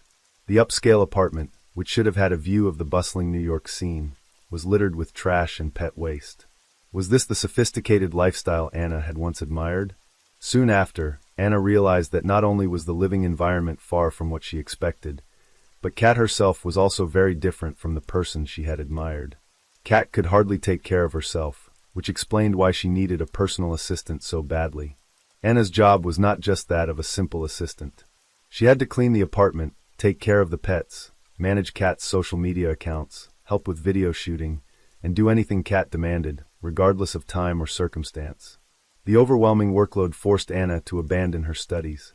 But worse still, the promise of $22,000 a month was nothing but a deception. It didn't stop there. Kat also forbade Anna from sleeping in the bed, relegating her to a filthy couch soaked with cat urine. She could only rest for a few minutes on a yoga mat when no one was around. Later, in an interview, Anna openly shared, "Kat treated me like a slave." This relationship only brought her satisfaction and control. The longer Anna stayed, the more suffocating she felt, and the more she wanted to leave. But Kat was not about to lose her loyal servant easily. She used every trick in the book, from persuasion to threats, to keep Anna by her side. "If you leave, you're going against the will of the voice. The heavens will punish you." After threatening her, Kat quickly switched to comforting and manipulating Anna, saying, "No one in this world loves you like I do. If you're not here, I can't live." Anna recounted how she felt immense pain at that time, but also a sense of pity for Kat. She thought Kat was truly pitiable. However, what Anna couldn't know was that Kat understood psychological manipulation techniques well and applied them subtly to ensure effectiveness. Kat learned all these tactics from Anna's own story. During previous consultations, Anna had spoken about her past with an ex-boyfriend who had psychologically manipulated her. Sadly, the person Anna trusted used her own wounds as a tool to control her. Finally, after 3 months of being drained both physically and mentally, Anna fortunately met a man in New York. With his help, she escaped Kat's controlling grasp. In 2020, at the age of 28, Kat met Zach, a 22-year-old guy. Zach fell for her instantly, and just 2 weeks after meeting, they decided to marry. After the wedding, the couple quickly purchased a luxurious 5-bedroom mansion in Texas, and the people who truly paid for this house were Kat's fans. At that time, Kat's consultation fees had skyrocketed from $130 to $300 to $400 per session. And cleaning the mansion, of course, was not Kat's job. She continued to lure disciples to live with her, much like she had with Anna. Kat promised attractive wages, along with an invitation to live in the mansion and receive free advice from her mysterious voice. Kat didn't just stop at tempting promises. She cleverly manipulated her fans into feeling responsible for her. She began sending personal messages to each one with tone of vulnerability, as if she were in despair. "You are the one I trust the most. My health is very bad right now. I often think about ending it all. Can you come help me?" The prey Kat chose were mostly like Anna, isolated from friends and family, trusting only in her. So when Kat said her condition was dire, they were worried enough to leave everything behind to help the messenger of the voice. Kat even bought plane tickets for them. With these sophisticated tricks, for girls eventually moved into the mansion. They were Daisy, Letitia, Sol, and one who wished to remain anonymous. Once they moved in, Kat immediately turned them into house servants. These unfortunate girls had to endure a harsh life similar to Anna's: meager food portions, lack of sleep, and no personal time. Kat also conducted mysterious rituals, through which she used the voice to emphasize that everyone must obey her completely, or they would face terrible misfortunes. After the girls had somewhat adjusted to life in the mansion, Kat began requiring them to change their appearance. She made all of them dye their black hair blonde and wear blue contact lenses 24/7.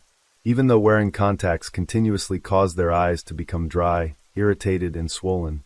No one dared to defy the powerful voice that Kat always invoked. Once these changes were complete, the voice began directing them to earn money to support Kat's lavish lifestyle. One day Daisy, puzzled, asked, "How can I meet my future husband?" Kat answered, "At a strip club." Following this directive, Daisy applied to work at a strip club in Texas. She worked extremely hard because Kat told her, "Once you've atoned for these sins, happiness will come to you right away." Not only that, Kat imposed harsh rules. Each day, each girl had to earn at least $1,000 to be allowed to return home to sleep. If they didn't reach that amount, they had to sleep on the street. Even when allowed back home, the girls were not permitted to talk to each other, leave their bedrooms, or even use the bathroom. All the money they earned had to be handed over to Kat. Her reason was, "It's safer if I keep it." Kat even held onto all their identification documents, from passports and driver's licenses to birth certificates and all other important paperwork. By doing this, Kat gradually cut off all their connections to the outside world. If anyone wanted to leave, they had to pay a huge compensation fee, including the cost of plane tickets, living expenses, and even fees for using furniture and attending the rituals Kat conducted. Moreover, Kat threatened to curse anyone who dared to leave with dark magic. These girls gradually became the financial backbone, supporting Kat's opulent lifestyle. However, for Kat, this was still not enough. One day she told Daisy, "I know you don't like doing this, but try this approach. It will definitely be much easier. The money you used to spend 15 hours earning, you can now get in just 1 hour with a man." Hearing this absurd proposition, Daisy finally woke up. She refused outright, knowing it was illegal in Texas, and if caught, she could end up in prison. Seeing Daisy's strong opposition, Kat immediately changed her attitude. She said gently, "You're too stressed. Let's go out tomorrow, relax a bit." Hearing this, Daisy sighed in relief, thinking Kat had finally let her go. The next day, Daisy thought she had escaped Kat's coercion, but instead, she was taken to a shooting range. Here, Kat showcased her expert marksmanship, boasting that she owned 6 guns at home. When Kat mentioned this, Daisy realized she had no choice but to agree to Kat's demands. In her diary that day, Daisy wrote several lines expressing her confusion and fear. "Can I stop at any time? If the condom breaks, could I catch something? Could the person be an undercover cop? What should I do if he wants to kill me?" Gradually, the daily amount each girl was required to turn in kept increasing, from $1,000 to $3,000. After some time, Daisy was exhausted and nearly had to sleep on the streets 4 to 5 days a week. Additionally, Kat demanded that Daisy stop using contraception and try to get pregnant by wealthy clients. While the girls struggled to earn money outside, Kat stayed home, quietly setting up social media accounts in their names, using the seductive photos she had forced them to take, and posting them to attract clients. By April 2022, Kat's mental state became increasingly unstable. She began declaring online that she was the embodiment of God, Jesus, and a witch. Though no one understood how these 3 figures could coexist within her soul, her proclamations were just the beginning of worse things to come. Kat demanded that all her followers attack Anna, claiming she was a traitor to the faith.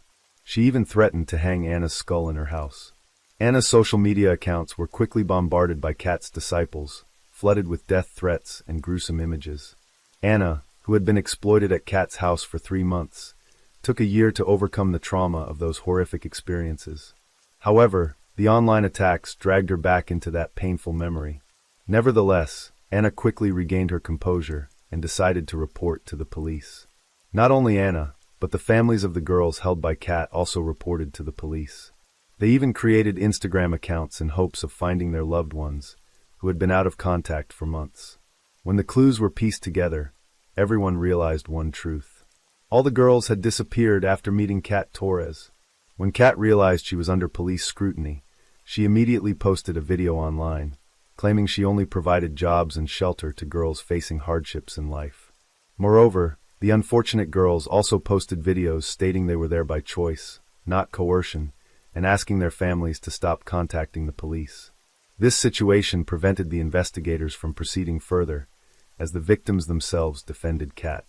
But Anna refused to give up. She felt that the current situation of the girls was identical to her own past experience. She believed Kat was not innocent as the cunning, deceptive woman had claimed.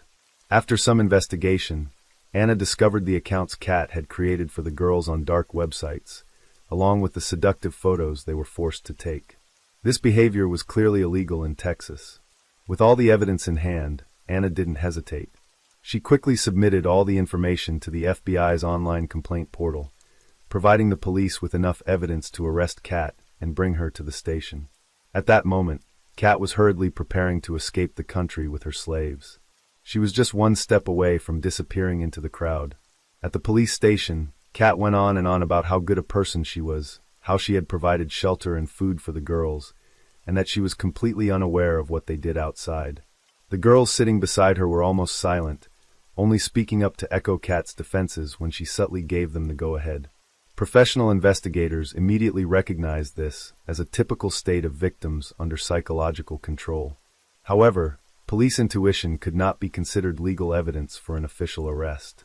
Legally, these girls were not entirely confined by Kat. They could go out to work, sometimes even sleep on the streets. Without sufficient evidence, the police could only watch helplessly as Kat led the girls out of the station. It wasn't until November 2022 that the investigators came up with a strategy. They arrested Kat for visa violations and used this opportunity to deport her back to Brazil. By doing this, the police managed to separate Kat from the victims she had ensnared. When Kat was sent back to Brazil, the federal court in São Paulo quickly issued a provisional arrest warrant, charging her with offenses related to modern slavery. This provisional arrest warrant is only issued when judicial authorities have sufficient reason to believe that the suspect might continue to commit crimes or flee. After news of Kat Torres' arrest spread, over 20 girls contacted the police, reporting similar experiences to those of the other victims. Some had been convinced by Kat to cut off contact with their families. Others had temporarily stayed in Kat's mansion.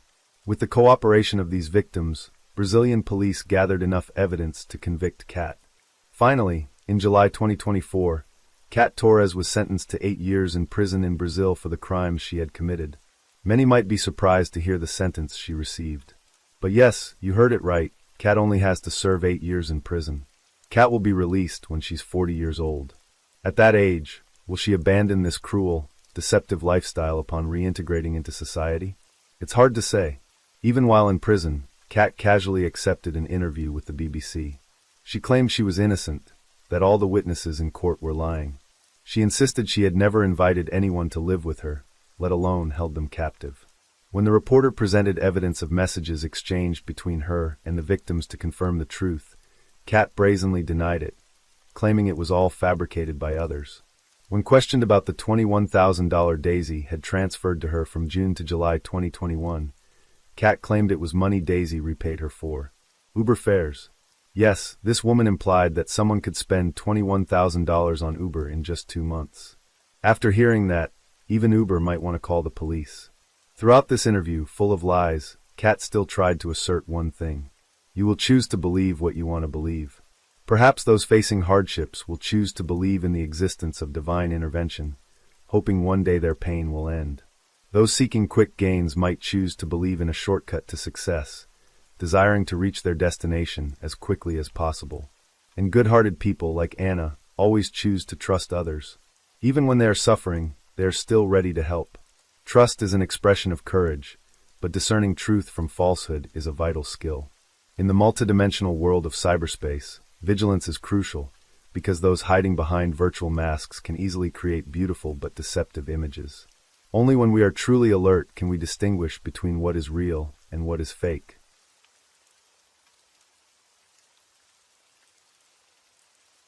As the rain falls and the night deepens, thank you for being here with me at Radio Night Crime. True crime stories remind us of life's mysteries and the need to stay aware, even in the stillness of the night. If you enjoyed tonight's story, don't forget to like, share, and subscribe. Let the sound of the rain lull you to sleep, and until next time, stay safe, stay curious, and let the night keep you company.